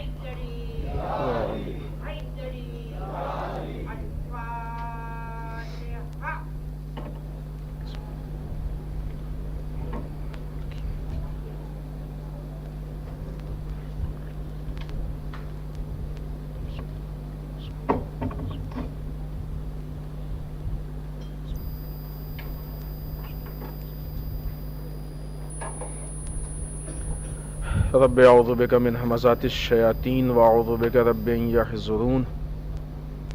بسم اللہ الرحمن الرحیم. الحمد للہ الذی ہدانا لہذا وما كنا لنہتدی لولا ان ہدانا اللہ. لقد جاءت رسل ربنا بالحق والصلاة والسلام على سید اسلم ما فی الوجود سر اللہ کل موجود نقطة دائرة الوجود صاحب لواء الحمد والمقام المحمود سید عین المجدد والمصطفى الامجد وبالقاسم محمد.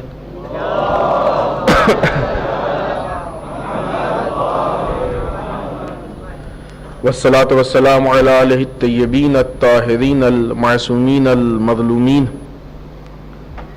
ولعنة الدائمة الباقیة على أعدائهم أجمعین من الآن إلى قیام یوم الدین. اما بعد فقد قال الحکیم بسم اللہ الرحمن الرحیم. وَإِذِ ابْتَلَىٰ إِبْرَاهِيمَ رَبُّهُ بِكَلِمَاتٍ فَتَمَّهُنَّ قَالَ إِنِّي جَاعِلُكَ لِلنَّاسِ إِمَامًا قَالَ وَمِنْ ذُرِّيَّتِي قَالَ لَا يَنَالُ عَهْدِيَ الظَّالِمِينَ. صلوات پر محمد وآل محمد.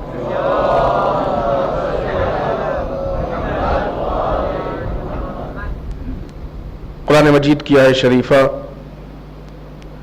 جس میں خداوند متعال ارشاد فرما رہا ہے کہ اس موقع کو یاد کرو کہ جب ہم نے چند کلمات کے ذریعے جناب ابراہیم کا امتحان لیا، اور جناب ابراہیم نے جب وہ امتحان کمپلیٹ کر لیا تو اس وقت خداوند متعال نے کہا کہ ہم نے تم کو لوگوں کا قائد، لیڈر یا رہبر یا عربی میں امام بنایا ہے یا قرار دیا ہے. جناب ابراہیم نے عرض کیا کہ پالنے والے کیا یہ عہدہ ہماری ذریت میں بھی باقی رہے گا؟ خداوند متعال کا جواب ملتا ہے کہ ہمارا عہدہ ظالمین تک نہیں پہنچ سکتا ہے۔ اس آیت شریفہ کے ضمن میں اسلام میں لیڈرشپ یا رہبری کے عنوان سے جس گفتگو کا آغاز ہوا تھا وہ آج اپنے 5ویں مرحلے میں۔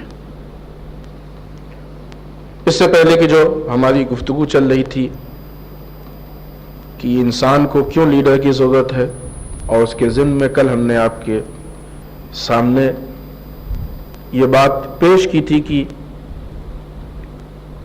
وہ لیڈر کہ جو انسان کی صرف مادی ضروریات کو پوری کرتے ہیں، دنیاوی ضروریات کو پوری کرتے ہیں، انسان کے جسمانی ضروریات کو پوری کرتے ہیں، وہ لیڈر سکسیس نہیں ہے۔ در واقع وہ انسان کے لیے واقعی حقیقی لیڈر بھی نہیں ہے۔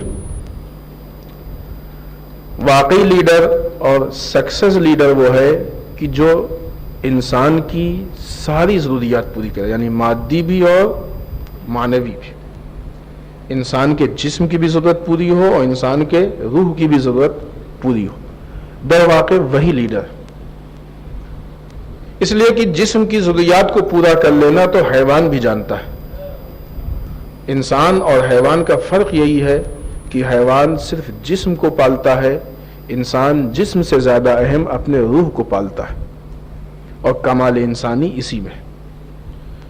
آج اس بات کو آگے بڑھاتے ہوئے ہم آپ کی خدمت میں عرض کریں گے کہ انسان کی زندگی کو بہتر بنانے کے لیے، بلکہ انسان کی زندگی کو گزارنے کے لیے ایک سسٹم کی ضرورت ہے، نظام کی ضرورت ہے، اور یہ لیڈر اور سسٹم یہ دونوں اہم ہیں۔ حتیٰ لیڈر کے لیے سسٹم چاہیے اور سسٹم کے لیے لیڈر چاہیے۔ بغیر اس کے انسان کی زندگی سکسیس نہیں ہو سکتی ہے، انسان اپنے مقصد تک نہیں پہنچ سکتا ہے۔ وہ تینوں پوائنٹ جو ہم نے پرسوں کی مجلس میں آپ کی خدمت میں عرض کیا تھا، لیڈر کی ضرورت کے لیے کہ انسان اپنی اہمیت کو پہچانے، انسان مختار ہے اور انسان کو اپنے مقصد تک پہنچنے ہیں، یہی تینوں پوائنٹ اس بات کی دلیل ہے، اس بات کو ثابت کرتے ہیں کہ انسان کو ایک سسٹم کی ضرورت ہے، انسان کو ایک نظام کی ضرورت ہے۔ اس لیے کہ بغیر نظام کے زندگی گزارنا انسان کے لیے محال ہے، مشکل ہے۔ مثال دیں ہم آپ کو، لیڈر میں بھی ہم نے مثال دی تھی، یہاں پہ تھوڑا اس کو واضح کریں گے۔ جب انسان اپنے گھر میں زندگی گزارتا ہے تو جس طریقے سے گھر میں گھر کا بڑا بزرگ انسان کا لیڈر ہوتا ہے، ویسے ہی گھر کا ایک سسٹم ہوتا ہے۔ بغیر سسٹم کے انسان کے گھر میں زندگی نہیں گزاری، جو بھی سسٹم، جیسا سسٹم، کہاں اٹھنا ہے، کہاں بیٹھنا ہے، کہاں سونا ہے، کب کھانا ہے، کب باہر جانا ہے، کب آنا ہے، افراد کے متعلق کبھی کبھی الگ، کبھی اجتماعی کچھ چیزیں ہوتی ہیں جو سب کو ملا کے ہوتی ہیں، کچھ الگ ہوتی ہیں۔ تو یہ فیملی لائف میں ایک تفصیلی چیز ہے۔ اور جن گھروں میں سسٹم صحیح نہیں ہوتا ہے یا الہی اور اسلامی سسٹم نہیں ہوتا ہے، وہاں پرابلمز شروع ہو جاتی ہیں۔ حتیٰ آپ دیکھیں کہ آج جو فیملی مسائل ہمارے درمیان پیدا ہوتے ہیں، بعض اوقات نہیں معلوم آپ کے یہاں کے کیا حالات ہیں، خوب انشاءاللہ یقیناً بہتر ہوں گے۔ بعض اوقات بعض جگہوں پہ دیکھنے میں آ رہا ہے کہ یہ طلاق کے مسائل سامنے آ رہے ہیں۔ اس کی بنیادی وجہ یہی ہے کہ صحیح سسٹم فالو نہیں ہو رہا ہے، لیڈرشپ صحیح طریقے سے فالو نہیں ہو رہی ہے، یا صحیح پرسن لیڈرشپ پہ نہیں ہے۔ اگر صحیح سسٹم پہ عمل کیا جائے، لیڈر اپنے فرائض کو انجام دے، تو طلاق تقریباً ناممکن ہے، تقریباً ناممکن ہے۔ آج بعض گھروں میں یہ سننے میں آتا ہے کہ مثلا بچے نالائق نکل گئے، کیوں؟ اسی لیے کہ سسٹم ہم نے صحیح فالو نہیں کیا۔ یہ پوری فیملی لائف کی تفصیل ہے، ہمارا موضوع فیملی لائف نہیں ہے، ہم سسٹم سے ریلیٹڈ کچھ اشارے کرنا چاہتے ہیں، لیکن بہرحال بعنوان عبرت ضروری ہے کہ ہم متوجہ ہوں کہ ہم اسلامی سسٹم کو فالو کریں۔ نہیں معلوم آپ کے یہاں یہ بیماری کس حد تک ہے، لیکن بہرحال بہت سے ملکوں میں ہمارے گھر کے سسٹم بنتے ہیں ٹی وی سیریلز کے نتیجے میں۔ اب ان لوگوں کو یہ نہیں معلوم کہ وہ سیریل ایکٹ ہے, وہ ایکٹنگ ہے. جو اس رول کو پلے کر رہا ہے در واقع اس کی بھی ایکچوئل لائف یہ نہیں ہے, اس کی بھی ایکچوئل لائف یہ نہیں ہے. ایکٹنگ میں جس سے لڑ رہا ہے بعد میں اسی سے بیٹھ کے باتیں کر رہا ہے, اس کے ساتھ کھا پی رہا ہے. جس ایکٹنگ پہ خود ایکٹر عمل نہیں کر رہا ہے اس پہ پوری پبلک عمل کر رہی ہے. یہ بیماری ہے کہ نہیں ہے؟ مشکل کیا پیدا ہوئی کہ جو صحیح سسٹم تھا اس کو نکال دیا گیا, صحیح سسٹم ہماری لائف سے باہر چلا گیا, اور جو خیالی سسٹم تھا جس کی کوئی حقیقت نہیں تھی وہ سسٹم ہالی ووڈ بالی ووڈ کے ذریعے ہمارے یہاں انٹر ہو گیا. جب خیالی سسٹم کو ایکچوئل لائف میں لانے کی کوشش کریں گے, اس پہ پریکٹس کریں گے, تو سوچیے آپ نتیجہ کیا نکلے گا. انشاءاللہ جیسے وعدے ہیں, اور یہ بھی وعدہ ہے کہ ہم اس پہ جب سافٹ ویئر پہ بات کریں گے تو اس پہ بات کریں گے. خود یہ سافٹ ویئر پہ بھی تھوڑی ہی بات ہوگی کیونکہ وہ ایک مکمل موضوع ہے. یہ ہالی ووڈ اور بالی ووڈ میں جو سیریلز فلمیں بنتی ہیں یہ یوں ہی نہیں بن جاتے ہیں کہ مثلا کوئی بھی کہانی کسی رائٹر کا دل چاہا اس نے لکھا اور پھر اس پہ شوٹنگ ہو گئی اور کہانی بن گئی اور آ گئی. نہیں, آج کے زمانے میں یہ ساری چیزیں ایک مقصد کے تحت چل رہی. ان کو یہ پہلے سے معلوم ہوتا ہے, پہلے سے طے ہوتا ہے کہ اب ہم کو سیریل کے ذریعے کون سی چیزیں رائج کرنی ہیں. بہت سی چیزیں ہیں جن کی ہم یہاں تشریح نہیں کر سکتے. بہت سارے جرائم, اخلاقی پرابلمز, مشکلات انہی سیریل کے ذریعے ہمارے معاشرے میں رائج کی گئی اور رائج ہو گئی. لوگوں نے اس کو ایکسپٹ کر لیا, جبکہ وہاں پہ وہ ایک ایکٹنگ تھی. ہمارے یہاں ریئل لائف میں آ گئی, وہ ہماری واقعی زندگی میں آ گئی. لہذا ہم نے جب سسٹم چینج کیا تو ہماری زندگی ڈسٹرب ہو گئی. نتیجہ کیا ہوا؟ ہسبینڈ وائف میں جھگڑا ہو گیا, ساس بہو میں جھگڑا ہو گیا, ننند بھاون میں جھگڑا ہو گیا. اچھا, یہ چیزیں محاوروں سے بھی آتی ہیں. محاورے کہتے نہیں ہیں ارے ننند بھاوج میں کہاں پڑ سکتی ہے. ہم محاوروں کو فالو کرتے ہیں یا اہل بیت کو فالو کرتے ہیں؟ کوئی ہم کو بتائے کہ جناب زینب اور جناب رباب میں کب جھگڑا ہوا ہے. جس کے پاس یہ بہترین کردار موجود ہے وہ محاوروں پہ کیوں جاتے؟ بہت سے محاورے ہیں. پھر یہاں پہ بھی کہیں گے کہ شادی ہمارا موضوع نہیں ہے, ورنہ یہ جو بیوی ایسی ہو, بیوی کا مسئلہ ایسا ہے اور ہسبینڈ ایسا ہے, یہ ساری چیزیں حقیقی زندگی کی نہیں ہے. اور اگر یہ چیزیں زمانے میں پرابلم کے شکل میں ہیں تو یہ ان کے یہاں ہے جن کے یہاں پرفیکٹ سسٹم نہیں ہے. ہم کیوں اس کو ایکسپٹ کر رہے ہیں؟ ہمارے یہاں پرفیکٹ سسٹم ہے. تو اگر کسی دوسری قوم میں یہ پرابلم ہے تو اس کے نقص کی بنیاد پہ ہے. ہم کیوں اپنے کمال کو چھوڑ کے اس کے نقص کو اپنا رہے ہیں؟ ہم ایک اچھی لائف کو چھوڑ کے غلط لائف کو اپنا رہے ہیں. تو یا یہ چیزیں جو ہمارے سسٹم کو توڑ رہی ہیں یا میڈیا سے آتی ہیں, یا پھر یہ جو محاورے اور رائج واقعات اور جوکس یہ ہوتے ہیں ان کے ذریعے سے آتی ہے. ہمیں یہ چیز باور کرنا پڑے گا. جو ایمان خدا بند متعال پہ ہے, جو ہم کلمہ پڑھتے ہیں لا الہ الا اللہ محمد رسول اللہ صلی اللہ علیہ وآلہ وسلم,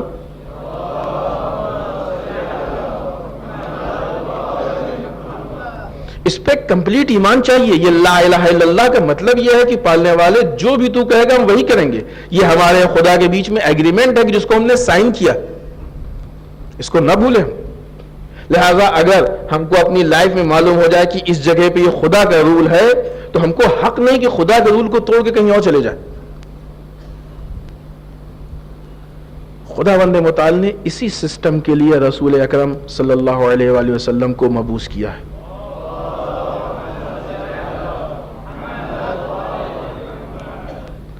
لہذا یہاں پہ پھر ہم کہیں گے کہ خود بیست ایک موضوع ہے. یقیناً آپ نے یہ اتنا کامن موضوع, اتنا عام ہے, اتنا اہم ہے کہ آپ نے یقیناً اس پہ اسٹڈی کی ہوگی. کریں اس پہ اسٹڈی, اگر نہیں کی ہوگی کہ یہ تو اور کریں کہ ہم یہ پہچانیں کہ ہمارا رسول کیوں مبعوث کیا گیا ہے. اسی الہی سسٹم کو لانے کے لیے، اسی کو لاگو کرنے کے لیے، اسی کو لوگوں میں رائج کرنے کے لیے، اسی کو زندہ کرنے کے لیے.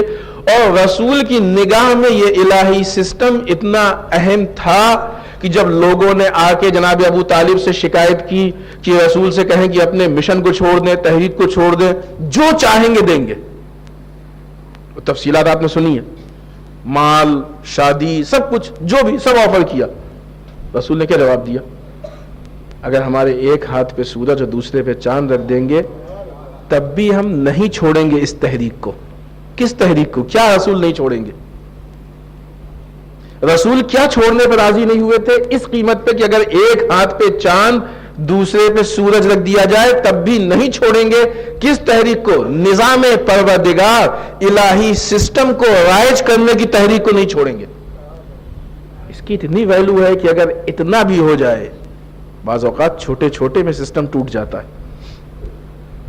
رسول، یہ تاریخ میں ایک ایک جملے، اس کی اتنی اہمیت ہوتی ہے کہ اس کو انالائز کیا جائے، تحلیل کی جائے، اس کی گہرائی میں جائے، باریکی میں جائے. بالخصوص ہمارے معصومین کے جملے، کیوں کہا انہوں نے ایسا؟ کیا اس کی گہرائی ہے؟ اس کے پیچھے ہم سے کیا بتانا چاہتے؟ رسول اسی لیے مبعوث ہوئے ہیں کہ یہ سسٹم پوری طریقے سے ہمارے درمیان رائج ہو. اور اسی لیے رسول نے جاتے وقت، چونکہ ان دونوں کی اہمیت ہے، سسٹم اور لیڈرشپ کی، لہٰذا جو ہمارے درمیان اور مسلمانوں میں متفقہ حدیث ہے یہ، جسے ہم حدیث ثقلین کہتے ہیں، سنا ہوگا آپ نے. ہمارے خیال سے یہ اتنی مشہور حدیث ہے کہ ہمارے بچے کو یاد ہوگی.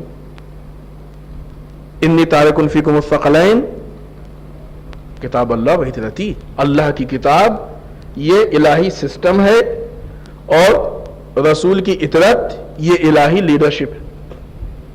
یہ دو چیزیں ہم چھوڑ کے جا رہے ہیں.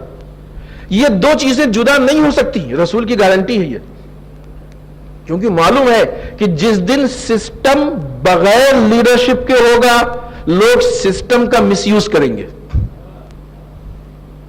جو رسول کے بعد سارا زور اس بات پہ تھا کہ مولا کائنات کو خلافت پہ نہ بیٹھنے دیا جائے، اس کی وجہ یہی تھی کہ جب تک علی وارث دین کی حیثیت سے ہوں گے دین میں تبدیلی ممکن نہیں.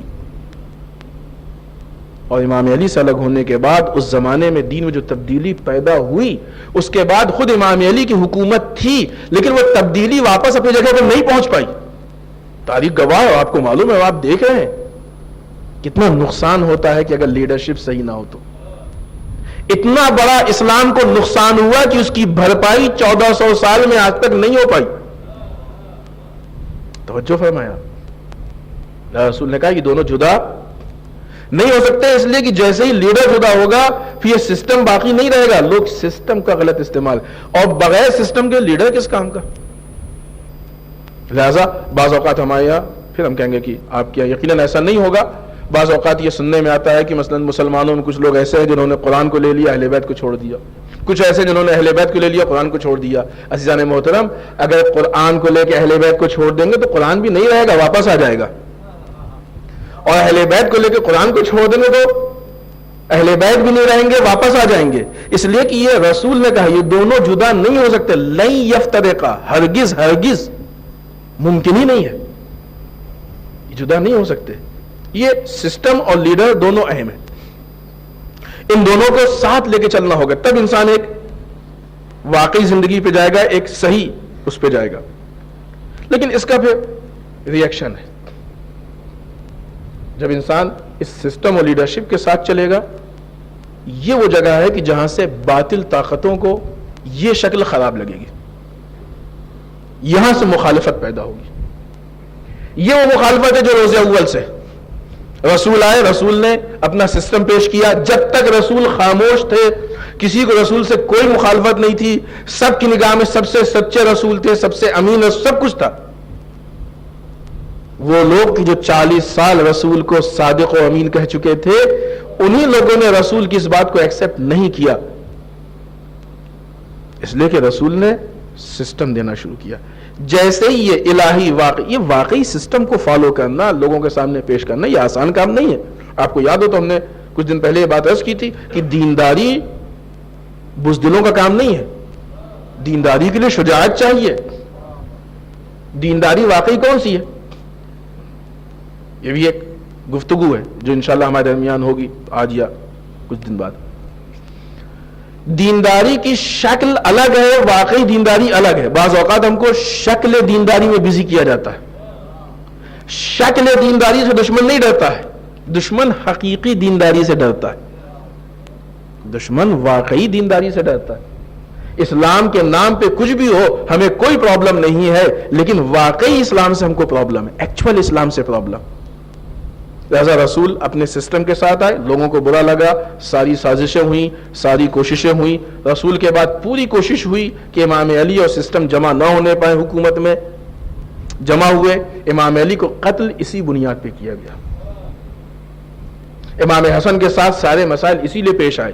واقع کربلا اسی لیے وجود میں آیا. ساری باتیں اسی لیے پیش آتی جا رہی ہیں.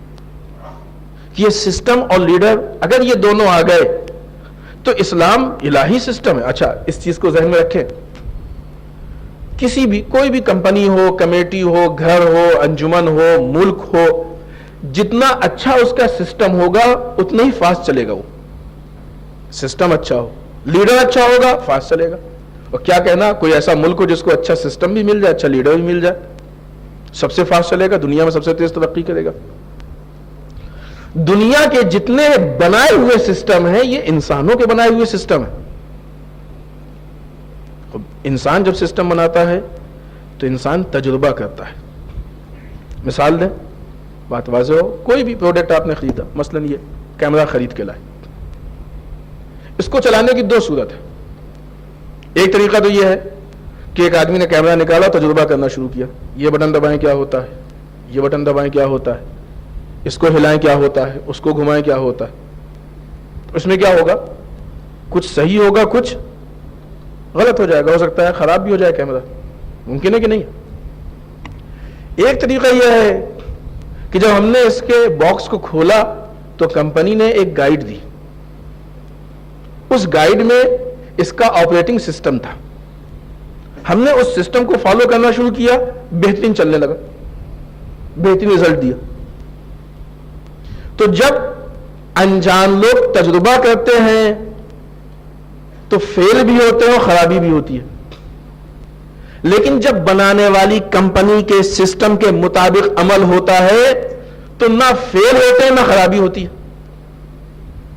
آج دنیا کے جتنے پارلیمنٹ بیٹھ کے، جتنے لیڈرز بیٹھ کے انسانوں کے لیے رولز بناتے ہیں، قانون بناتے ہیں، سسٹم بناتے ہیں، یہ سارے سسٹم تجربے کی حد تک ہوتے ہیں، اس کے آگے نہیں بڑھ سکتے. اور یہی وجہ ہے کہ وہی پارلیمنٹ جو رول بناتی ہے کچھ دن بعد کہتی ہے نہیں، اس کو ہٹا کے نیا رول ہم لائیں گے، وہ فیل ہو گیا ہے. لیکن ان دنیا کے بنائے ہوئے رولز کے مقابلے میں جو الہی رول ہے، اس کی مثال اس گائیڈ کی جیسی ہے جو کمپنی نے دی ہے. جس کمپنی سے انسان بن کے آیا ہے اس کمپنی نے رولز دیے. اب اگر انسان ان رولز کو فالو کرے گا تو نہ کوئی معاملہ فیل ہوگا نہ کہیں کچھ خرابی پیدا ہوگی. لہذا دنیا کے سسٹم پہ آج بعض اوقات دیکھنے میں آتا ہے کہ جب ہم دنیا کے بنائے ہوئے سسٹم کو فالو کرتے ہیں تو بہت سیریس ہوتے ہیں. ہونا بھی چاہیے. امام راجے کا حکم ہے کہ آپ جس ملک میں رہتے ہیں اس ملک کے رولز کو فالو کیجئے. بہت سیریس ہوتے ہیں. آدھی رات میں بھی سگنل فالو کرتے ہیں، اچھی چیز ہے، کرنا چاہیے، نہیں کرتا ہے تو کرے. لیکن جب دین کے معاملے میں آتے ہیں تو بعض اوقات نہیں چلے گا، یہ نہیں ہوگا تو کیا پرابلم ہے، اس کو چھوڑ دو. جو سسٹم ناقص کا بنایا ہوا ہے اس کے لیے اتنے سیریس ہے، اور جو کامل کا بنایا ہوا ہے اس کے لیے کیوں نہیں اتنے سیریس ہے. اس سسٹم کی اہمیت کو پہچانے. خدا کا بنایا ہوا سسٹم ہے، وہ ہمارے لیے زیادہ اہم ہے، اس کی ضرورت ہم کو زیادہ ہے. اس کے بغیر ہماری لائف فیل ہو سکتی ہے، ہم اپنے مقصد تک نہیں پہنچ سکتے ہیں، ہم کمال تک نہیں پہنچ سکتے ہیں. الہی سسٹم کی اہمیت کو پہچانے اور اس سسٹم کو اہل بیت اطہار علیہم الصلوۃ والسلام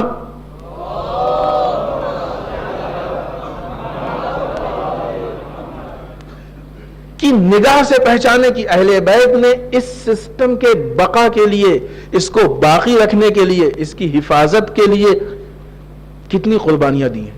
تاریخ اسلام کی جتنی قربانیاں ہیں یہ ساری قربانیاں اسی دین کی بقا کے لیے، اسی دین کی بقا کے لیے، اس کی ویلیو کو پہچانے ہیں.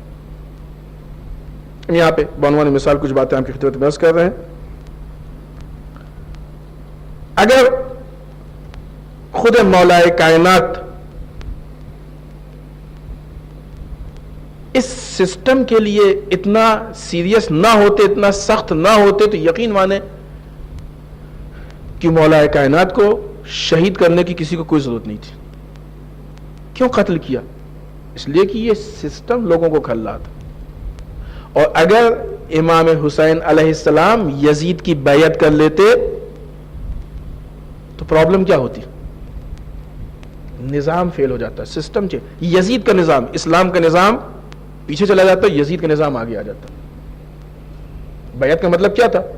یعنی ہم یزید کو فالو کریں گے، یزید کو لیڈر کی حیثیت سے ایکسیپٹ کر لیں گے، یزید جو کہے گا ہم وہ مانیں گے. بیعت نہیں کیا، یہ کس بات کا اعلان ہے؟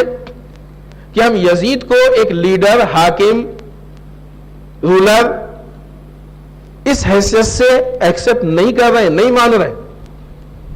اس انکار بیعت نے کہاں تک پہنچایا؟ کتنی قربانیاں امام حسین سے لی، لیکن سرکار سید الشہداء نے ساری قربانیاں دی.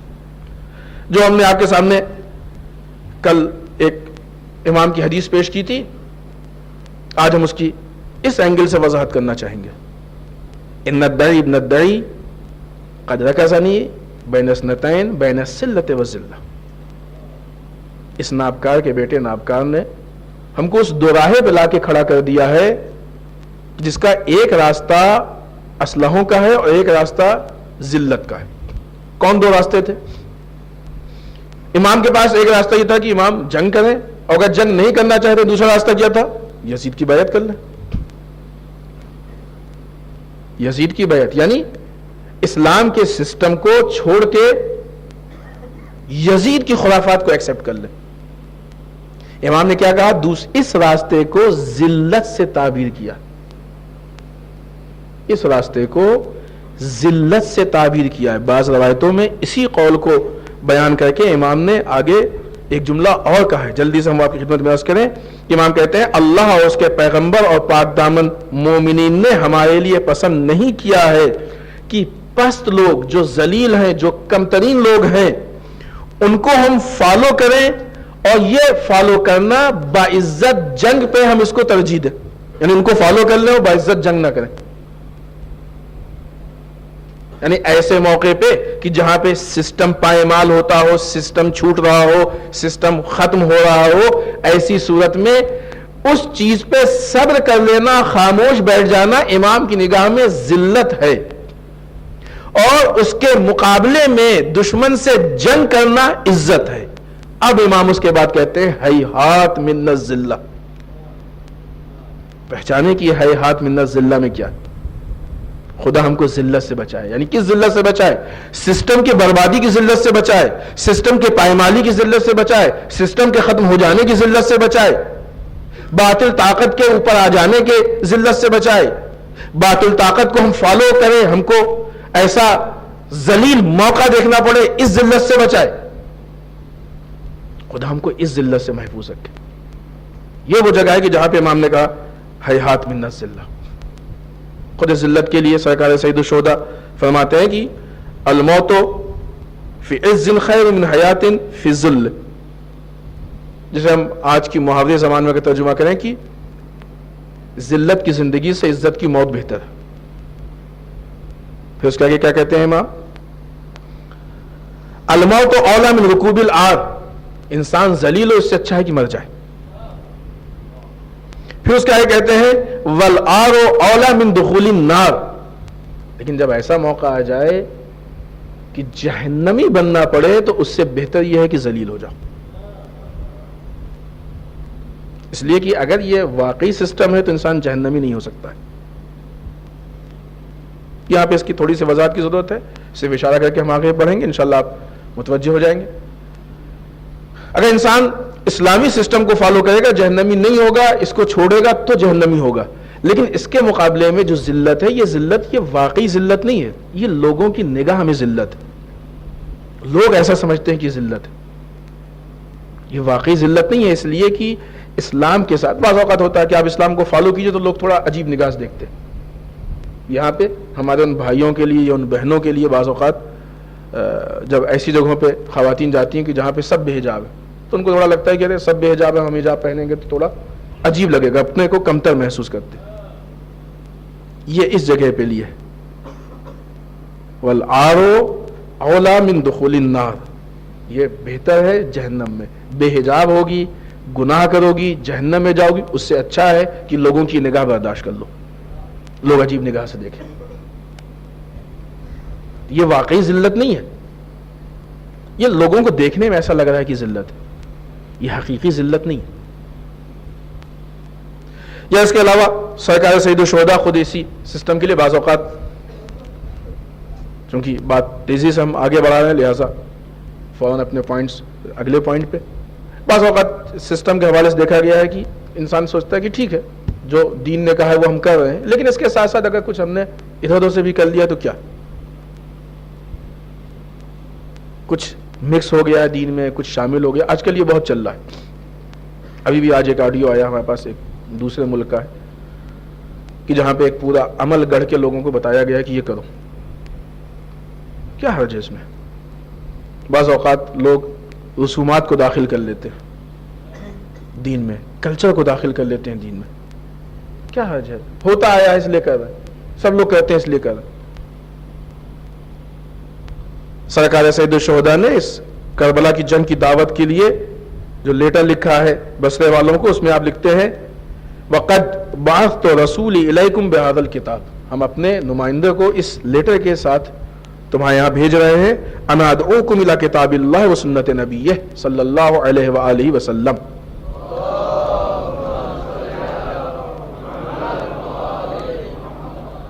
ہم تم کو اللہ کی کتاب اور سنت رسول کی طرف دعوت دیتے ہیں۔ فإن السنت، یہ بہت چھوٹا سا ہے لیکن بہت اہم بات امام نے اس میں، اور اس چھوٹی سی بات میں ظاہر سی بات ہے کہ اہم ترین بات ہی پیش کریں گے۔ امام نے کیا کہا فإن السنت قد امیتت، کیوں ہم قیام کر رہے ہیں، کیا ریزن ہے، پہچانے کہ ہم لوگ مجلسوں میں کیوں آتے ہیں۔ فإن السنت قد امیتت، بے شک یہ سنتیں مرتی جا رہی ہیں، سنتیں مرتی، سنت مرنے کا مطلب کیا ہے؟ یعنی ہمارے درمیان سنت رائج نہ ہو، الہی سسٹم رائج نہ ہو، مر گیا سسٹم، وہ یہ سنت مرتی جا رہی ہے، ہمارے بیچ سے ختم ہوتی جا رہی ہے، ہم سنت کو، اس سسٹم کو فالو کرنا چھوڑ رہے ہیں۔ اور پھر اس کے بعد کیا کہا ہے وَإِنَّ الْبِدْعَةَ قَدْ أُحْيِيَتْ، اور اس کے مقابلے میں بدعت زندہ ہوتی جا رہی ہے۔ یہ ہے ریزن ہمارے قیام کا، سنت مرتی جا رہی ہے، بدعت زندہ ہوتی جا رہی ہے۔ اس کے مقابلے میں امام نے کیا حل بتایا، کیا علاج بتایا؟ وَإِن تَسْمَعُوا قَوْلِي وَتُطِيعُوا أَمْرِي أَهْدِكُمْ سَبِيلَ الرَّشَادِ، اگر تم ہماری باتوں کو سنو، ہماری اطاعت کرو تو ہم تم کو صحیح راستے کی طرف ہدایت کریں گے، یعنی وہ راستہ غلط ہے، رونگ ہے، اس کے مقابلے میں امام کا راستہ ہے جو صحیح ہے، یعنی امام کا راستہ بدعتوں کا راستہ نہیں ہے، اس کے مقابلے میں سنتوں کا راستہ ہے۔ بعض اوقات اسلام کے بعض رولز ہوتے ہیں، ہم سوچتے ہیں تو چھوٹی سی چیز ہے، نہیں، یہ رولز بعض اوقات بعض ریزن ہوتا ہے، فلسفہ ہوتا ہے، اس کو ہم نہیں سمجھتے۔ کبھی موقع ہوا تو ہم بتائیں گے کہ مثلا جب کسی چیز کو اس کے واقعی ریزن سے الگ کیا جاتا ہے تو اس کا کیا ری ایکشن ہوتا ہے۔ آج بہت ساری چیزوں کی شکل ہمارے معاشرے میں چینج ہو چکی ہے، اس لیے کہ اس کو اپنی حقیقت سے الگ کر دیا گیا ہے، جدا کیا گیا ہے۔ حتی خود عبادتوں کا مقصد ہے قربتاً الی اللہ، اللہ سے قریب ہونا، ہم کو بتایا جاتا ہے یہ کرو تو یہ ملے گا، عبادتوں کو بزنس کا کام بتا دیا گیا۔ مجلس میں آؤ تو مثلا امام حسین تم کو رزق دیں گے، جو آدمی کل تک عشق کی بنیاد پہ مجلس میں آتا تھا آج وہ تجارت کی بنیاد پہ آنے لگے گا۔ کیا مجلس میں ہم رزق کے لیے آئیں گے؟ ہماری ذمہ داری یوں نہیں بنتی کہ مجلس میں آئیں، یہ بھی سسٹم پہ اثر کرتا ہے۔ وہی مجلس ہے، اسی میں سب لوگ بیٹھے ہیں، وہی فرش اعضا ہے، ایک آدمی عشق کی بنیاد پہ آیا ہے، ذمہ داری کی بنیاد پہ آیا ہے، اس کا رول الگ ہے، اور ایک آدمی اس لیے آیا ہے کہ مجلس کریں گے تو ہم کو رزق ملے گا، اس کا رول الگ ہے. لالچوں سے عبادتیں نہ کرائی جائے. یہاں پہ ہم آ رہے ہیں لالچ کی بنیاد. کربلا والے کس لالچ کی بنیاد پہ گئے تھے؟ کیوں پورے دین کو اس نگاہ سے دیکھتے ہیں کہ یہ کرو تو یہ ملے گا، یہ کرو تو رزق میں برکت، یہ کرو تو ساری چیزیں سب دنیا میں کیش کرانے کے چکر میں کیوں ہیں؟ کربلا والے تو فاقے کی طرف گئے تھے. داستان کربلا بھی سنائی جائے گی تو رزق کی لالچ کی بنیاد پہ. اس سے بڑی تحریف کیا ہوگی اسلام میں؟ قربانی کی داستان، فاقے کی داستان، شہادت کی داستان، گلوں کے کٹنے کی داستان، یہ داستان سنائی جا رہی ہے یہ لالچ دے کے کہ اس کو سنو گے تو رزق ملے گا. داستان ہی ختم ہو جائے گی پھر تو. جس کا میسج ہے وہ میسج ختم ہو جائے گا. خود یہ سسٹم کو خراب کرتی ہے یہ چیز. آج لگا دیا گیا لوگوں کام پہ، یہ کرو یہ ملے گا، وہ کرو وہ ملے گا. انسان عبادت چھوڑ کے تجارت میں لگ گیا. وہ تجارت نہیں، وہ کرتے ہیں وہ اچھی ہے، وہ مستحب ہے جو آپ مارکیٹ میں کرتے ہیں دکان پہ، لیکن یہ تجارت تو نہ کریں کم سے کم. اتنی نماز پڑھیں گے یہ ملے گا، فلاں چیز میں یہ ملے گا. نہیں، یہ سارے کام صرف اس لیے کر رہے ہیں کہ یہ خدا نے ہم پہ لازم کیا، خدا نے ضروری کیا، یہ ہماری ذمہ داری ہے. بس اس کام کو کرنے کے بعد خدا دے گا، بہت اچھی بات. مصیبت ملے گی وہ بھی بہت اچھی بات. دونوں میں ہمیں نہیں طے کرنا ہے کہ کیا ہے. البتہ یہاں پہ تھوڑی سی وضاحت کر دیں. جس دن انسان خود طے کر کے آئے گا کہ ہم مثلا بعنوان مثال ہم نے مجلس کی بات کی تو مجلس کو لے کے چل رہے ہیں، ورنہ ساری چیزوں میں یہ بات کہی جاتی ہے. ایک آدمی طے کر کے آیا کہ مثلا مجلس میں جائیں گے تو کل ہمارے کاروبار میں برکت ہوگی. بالفرض خدا نے کہا ٹھیک ہے تم اس نیت سے ہے، تمہیں دے کے ہم یہ کام وہیں کے وہیں کیش کیے دے رہے ہیں، تو کتنا ملے گا؟ کل کے دن کاروبار میں برکت.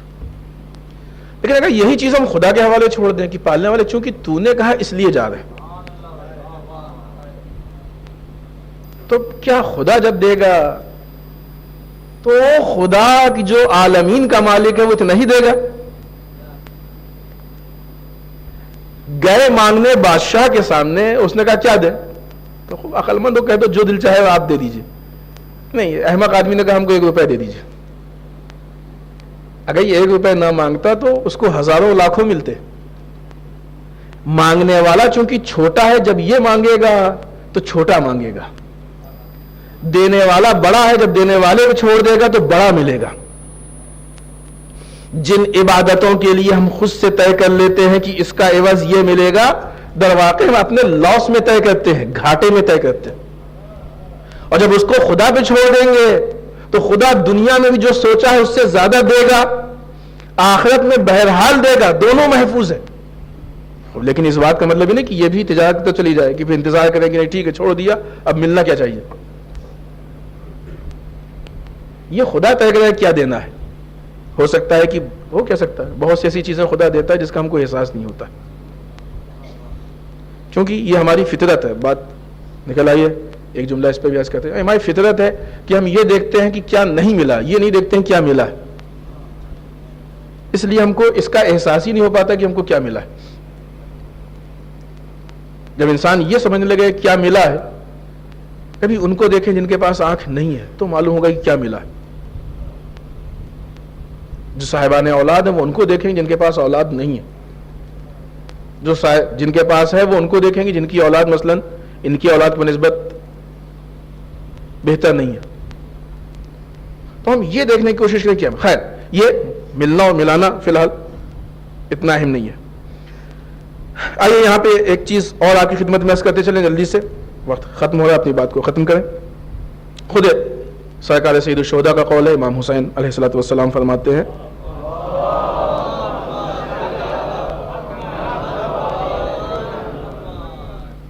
ویلکم یا شیعۃ آل ابی سفیان، اے آل ابی سفیان کے ماننے والوں ویل ہو تم پہ. ان لم یکن لکم دین وکنتم لا تخافون المعاد، اگر تمہارے لیے کوئی دین نہیں، تم کسی دین کو نہیں مانتے ہو، قیامت سے نہیں ڈرتے ہو، فکونوا احرارا فی دنیاکم، تو کم سے کم دنیا میں آزاد لوگوں کی زندگی جیو. امام ویل کر رہے ہیں کہ تمہارے پاس کوئی دین نہیں ہے، کسی دین کو تم فالو نہیں کر رہے ہو. کس سے کہہ رہے ہیں؟ مسلمانوں سے کہہ رہے ہیں.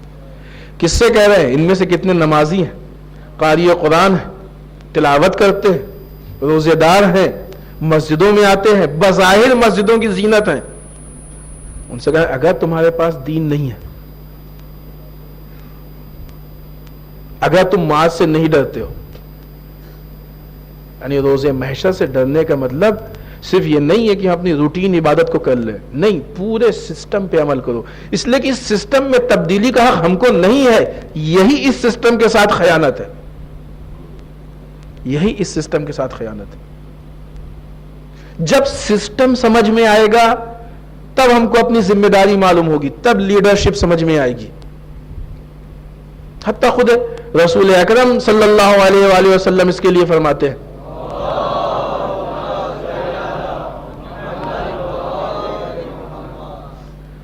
فرماتے ہیں کہ ایک دن آئے گا جب دین خدا ٹکڑے ٹکڑے ہو جائے گا. رسول کہتے ہیں، ایک تفصیلی حدیث ہے جس میں رسول نے بہت سارے شکوے کیے ہیں.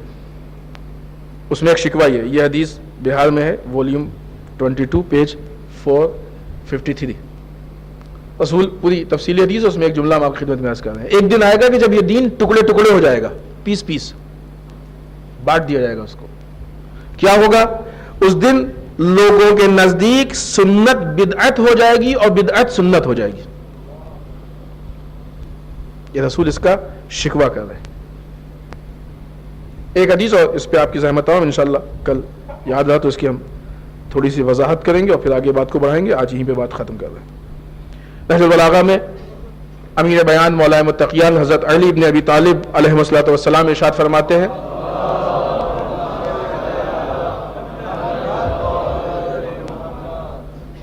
کہ جب بھی دین میں کوئی بدعت داخل ہوتی ہے تو سنت باہر نکل جاتی ہے. جب بھی دین میں کوئی بدعت شامل ہوتی ہے تو سنت باہر نکل جاتی ہے. یہ جتنی چیزیں ہیں یہ اسی سسٹم کی اہمیت کو لے کے ہے، جو الہی سسٹم ہے، الہی نظام ہے. انشاءاللہ اس حدیث کے بارے میں کل بات پیش کریں گے اور وہیں سے اپنی بات کو آگے بڑھائیں گے، کنٹینیو کریں گے. اب سوچئے کہ جہاں سرکار سید الشہداء یہ شکوہ کر رہے ہیں اس سسٹم کے لیے، سنت مرتی جا رہی ہے، بدعت زندہ ہوتی جا رہی ہے، کیا نہیں دیکھتے ہو حق پہ عمل نہیں ہو رہا ہے، باطل سے نہیں روکا جا رہا ہے، امر بالمعروف نہی عن المنکر، امت کی اصلاح. یہ چیز رسول امام حسین کی نگاہ میں اتنی اہم ہے کہ آپ نے اس کے لیے علی اکبر کو قربان کیا ہے. قربانی دی ہے تو کس کے لیے؟ سوچیں کہ مقابلے میں کیا بچا رہے ہیں.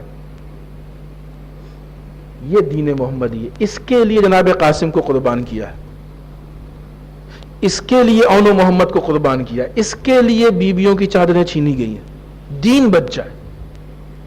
یہاں قربانی دینے میں کوئی کمی نہیں ہے، جو قربانی جتنی دے سکتے ہیں دیں گے، لیکن دین محمدی پہ نہیں آنچ آنے دیں گے.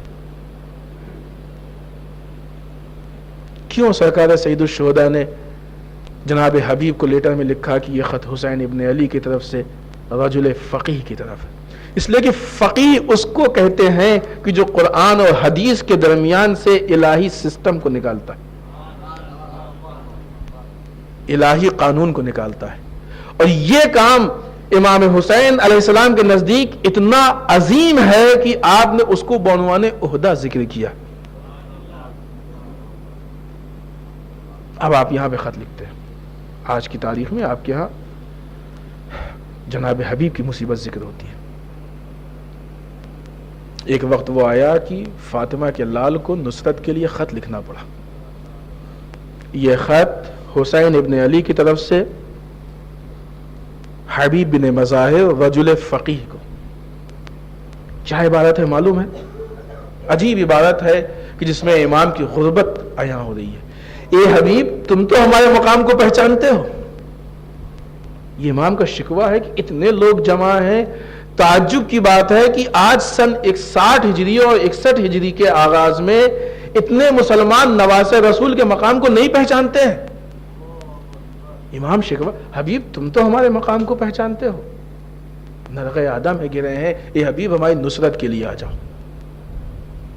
یہ خط جناب حبیب کے پاس پہنچا.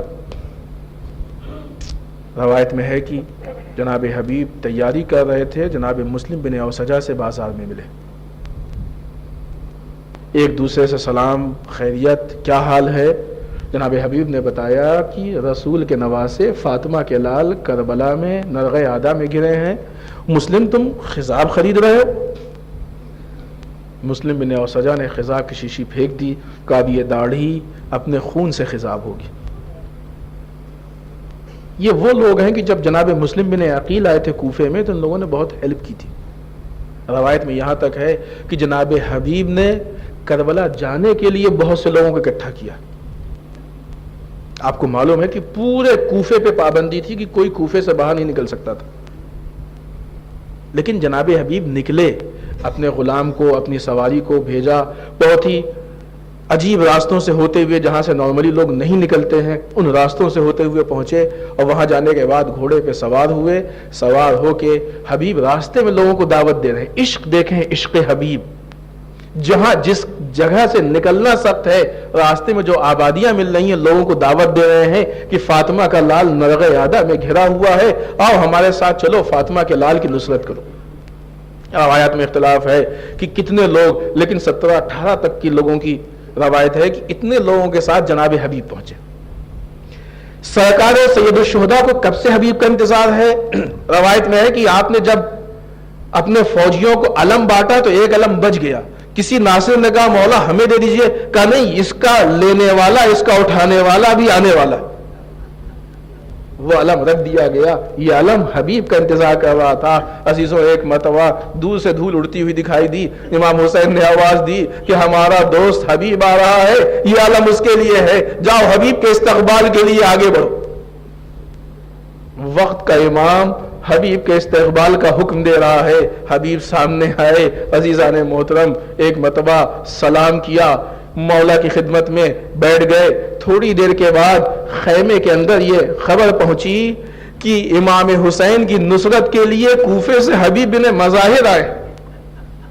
سوچئے بیوی اور بچوں میں کتنی خوشی دوڑ گئی ہوگی, جہاں ہر روز یہ سننے میں آتا تھا کہ آج خولی کا لشکر آیا ہے, آج شمر کا لشکر آیا ہے, آج فلاں لشکر آیا ہے. اس درمیان یہ سنا کہ ہاں کوئی پہلا شخص ایسا ہے جو مظلوم حسین کی نصرت کے لیے آیا. جناب زینب نے کہا اے فضہ جاؤ, جا کے حبیب کو ہمارا سلام کہہ دینا.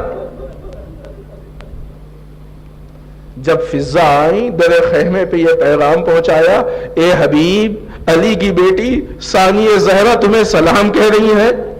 آپ کو معلوم ہے حبیب پہ کیا گزری؟ روایت میں ہے کہ حبیب نے اپنے ہاتھ کو زمین پہ گرا لیا, خاک اڑانے لگے, منہ پہ تماچے مارے.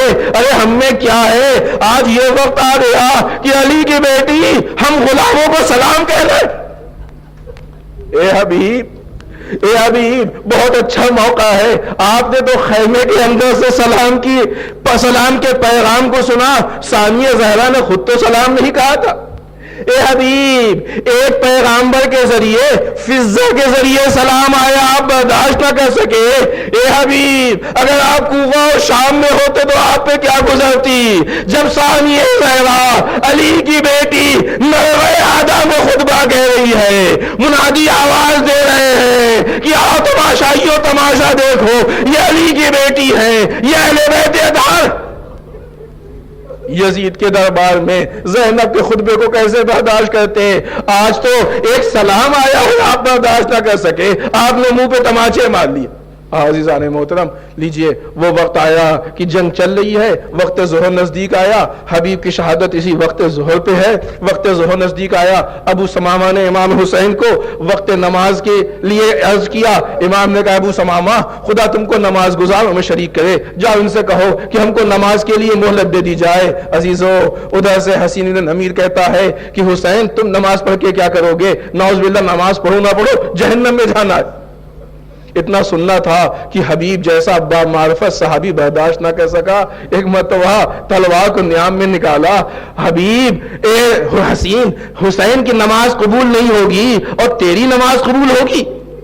حملہ کیا، روایت میں ہے کہ حسین گر گیا، اس کے ساتھی اس کو اٹھا کے لے گئے، لیکن ہاں یہ روایت یہ بھی کہتی ہے کہ وہیں پہ جنگ ہوئی، اور ایسی جنگ ہوئی کہ جس جنگ میں حبیب پہ ایک ایسا حملہ ہوا کہ حبیب سنبھل نہ سکے، اس دنیا سے رخصت ہو گئے.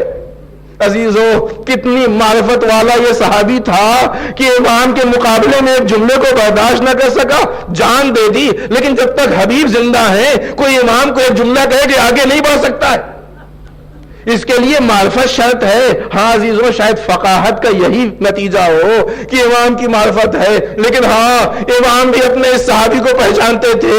حبیب اس دنیا سے رخصت ہوئے، راوی لکھتا ہے کہ امام کے چہرے پہ غم کے آثار نمودار ہوئے. امام حبیب کے سرانے پہنچے اور بڑے افسوس سے جملے کہے، اے حبیب کیا تم نے بھی ہمارا ساتھ چھوڑ دیا؟ اے حبیب کیا تم بھی ہمارا ساتھ چھوڑ کے چلے جاؤ گے؟ میرا جب شکوہ کیا، ارے یہ ہمارا وہ ساتھی ہے جو ایک رات میں قرآن ختم کیا کرتا تھا. یعنی معلوم یہ ہوا کہ امام اپنے اصحاب کو ان کے صفات اور دین سے یاد کیا کرتا ہے. ارے یہ ہمارے بچپن کا دوست ہے، لیکن وہ بچپن کا دوست ہے جو ایک رات میں قرآن ختم کیا کرتا ہے. آئے یہ بچپن کا دوست رخصت ہو گیا.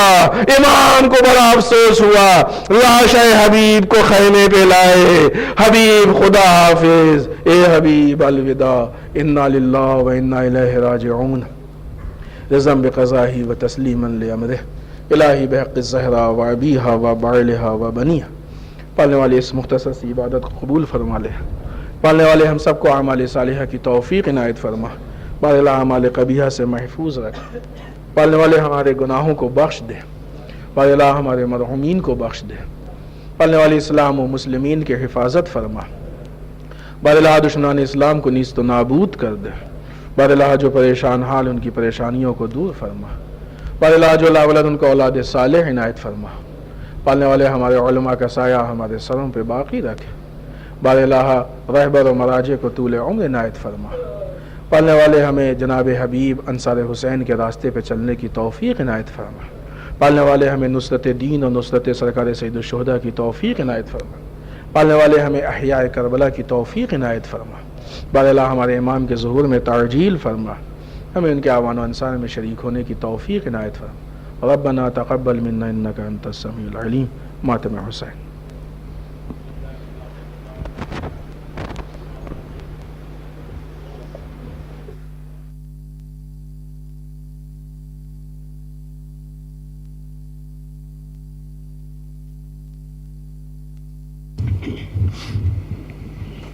کہتے تھے شاہ خدا اے میرے پیارے حبیب، کہتے تھے شاہ خدا اے میرے پیارے حبیب، دے گئے تم بھی فراق اے میرے پیارے حبیب. کہتے تھے شاہ خدا اے میرے پیارے حبیب، کہتے تھے شاہ خدا اے میرے پیارے حبیب، دے گئے تم بھی فراق اے میرے پیارے حبیب. سینے پہ نیزے لگے سیکڑ صدمے سہے، سینے پہ نیزے لگے سیکڑ صدمے سہے، ساتھ نہ چھوڑا میرا اے میرے پیارے حبیب. کہتے تھے شاہ خدا اے میرے پیارے، کہتے تھے شاہ خدا اے میرے پیارے حبیب، دے گئے تم بھی فراق اے میرے پیارے حبیب. ہائے یہ تیری وفا بھولے کیوں کربلا، ہائے یہ تیری وفا بھولے گا کیوں کربلا، مجھ پہ ہے احسان تیرا اے میرے پیارے حبیب. کہتے تھے شاہ خدا اے میرے پیارے، کہتے تھے شاہ خدا اے میرے پیارے حبیب دے گئے تم بھی فراق اے میرے پیارے حبیب دوست پہ یہ کیا ہوا اے میرے پیارے حبیب دوست پہ یہ کیا کیا اے میرے پیارے حبیب دوست پہ یہ کیا کیا اے میرے پیارے حبیب کہتے تھے شاہ خدا اے میرے پیارے کہتے تھے شاہ خدا اے میرے پیارے حبیب دے گئے تم بھی فراق اے میرے پیارے حبیب دیکھ لے شوکت علی روضہ ابن علی دیکھ لے شوکت علی روضہ ابن علی تو جنبان رہنما اے میرے پیارے حبیب کہتے تھے شاہ خدا اے میرے حبیب اے میرے خدا اے میرے پیارے دے گئے تم بھی فراق اے میرے پیارے ساتھ ہمیشہ رہے ساتھ نہ لیتے گئے ساتھ ہمیشہ رہے ساتھ نہ لیتے گئے تم کو یہ ظالم نہ تھا اے میرے پیارے حبیب کہتے شاہ خدا اے میرے پیارے حبیب کہتے تھے شاہ خدا اے میرے پیارے حبیب دے گئے تم بھی قضا اے میرے شاہ خدا اے میرے پیارے حبیب کہتے تھے شاہ خدا اے میرے پیارے حبیب ہو گئے تم بھی فدا اے میرے پیارے حبیب مظلوم حسینہ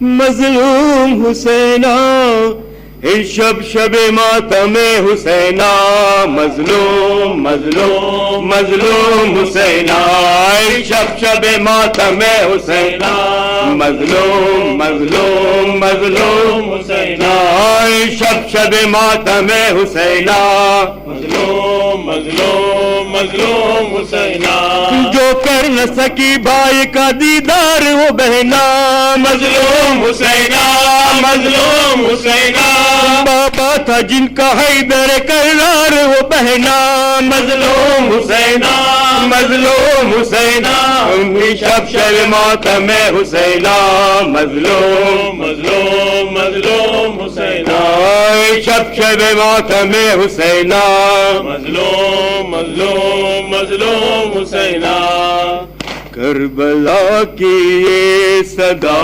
ہے لا الہ الا اللہ کربلا کی یہ صدا ہے لا الہ الا اللہ کربلا کی یہ صدا ہے لا الہ الا اللہ کربلا کی یہ صدا ہے لا الہ الا اللہ چھن گئی زینب کی چادر لٹ گیا زہرا کا گھر چھن گئی زینب کی چادر لٹ گیا زہرا کا گھر تب کہیں جا کر بچا ہے کہیں جا کر بچا ہے لا الہ الا اللہ کربلا کی یہ صدا ہے لا الہ الا اللہ کربلا کی یہ صدا ہے لا الہ الا اللہ کس کی خاطر ہو گئے عباس کے بازو کلام کس کی خاطر ہو گئے عباس کے بازو کلام اس طرح لکھا گیا ہے اس طرح لکھا گیا ہے لا الہ الا اللہ کربلا کی یہ صدا ہے لا الہ الا اللہ کربلا کی یہ صدا ہے لا الہ الا اللہ ریگزار کربلا پر 6 مہینے کا علی ریگزار کربلا پر 6 مہینے مہینے کا علی تیر کھا کر کہہ رہا ہے تیر کھا کر کہہ رہا ہے لا الہ الا اللہ کربلا کی یہ صدا ہے لا الہ الا اللہ کربلا کی یہ صدا ہے لا الہ الا اللہ دین احمد کا محرک اے حسین ابن علی دین احمد کا محرک اے حسین ابن علی جس نے خون سے لکھ دیا ہے جس نے خون سے لکھ دیا ہے لا الہ الا اللہ کربلا کی یہ صدا ہے لا الہ الا اللہ کربلا کی یہ صدا ہے لا الہ الا اللہ یہ حسین ابن علی کے خون کی تاثیر ہے یہ حسین ابن علی کی خون کی تاثیر ہے ہر مسلمان کہہ رہا ہے ہر مسلمان کہہ رہا ہے لا الہ الا اللہ کربلا کی یہ صدا ہے لا الہ الا اللہ کربلا کی یہ صدا ہے لا الہ الا اللہ کس کی خاطر ہو گئے عباس کے بازو کلام کس کی خاطر ہو گئے عباس کے بازو کلام اس طرح لکھا گیا ہے اس طرح لکھا گیا ہے لا الہ الا اللہ کربلا کی یہ صدا ہے لا الہ الا اللہ کربلا کی یہ صدا ہے لا الہ الا اللہ ریگزارے کربلا پر 6 مہینے کا علی ریگزارے کربلا پر 6 مہینے کا علی تیر کھا کر کہہ رہا ہے تیر کھا کر کہہ رہا ہے لا الہ الا اللہ کربلا کی یہ صدا ہے لا الہ الا اللہ کربلا کی یہ صدا ہے کرتے ہیں ماتم حرم عباس کا ہو گیا مرنا ستم عباس کا کرتے ہیں ماتم حرم عباس کا ہو گیا مرنا ستم عباس کا کرتے ہیں ماتم حرم عباس کا ہو گیا مرنا ستم عباس کا یہ ماہ محرم ہے ایام عزا ہے یہ ماہ محرم ہے ایام عزا ہے یہ ماتم دے رسول دو سرا ہے ایام عزا ہے اور سینہ ہے زنی ہے ایام عزا ہے اور سینہ ہے زنی ہے یہ ماتم فرزند رسول دو سرا ہے یہ ماہ محرم جواب صدر جواب یہ ماہ محرم ہے ایام عزا ہے یہ ماتم فرزند رسول دوسرا ہے اس ماہ میں لوٹی گئی زہرا کی کمائی اس ماہ میں لوٹی گئی زہرا کی کمائی تلوار محمد کے کلیجے پہ چلی ہے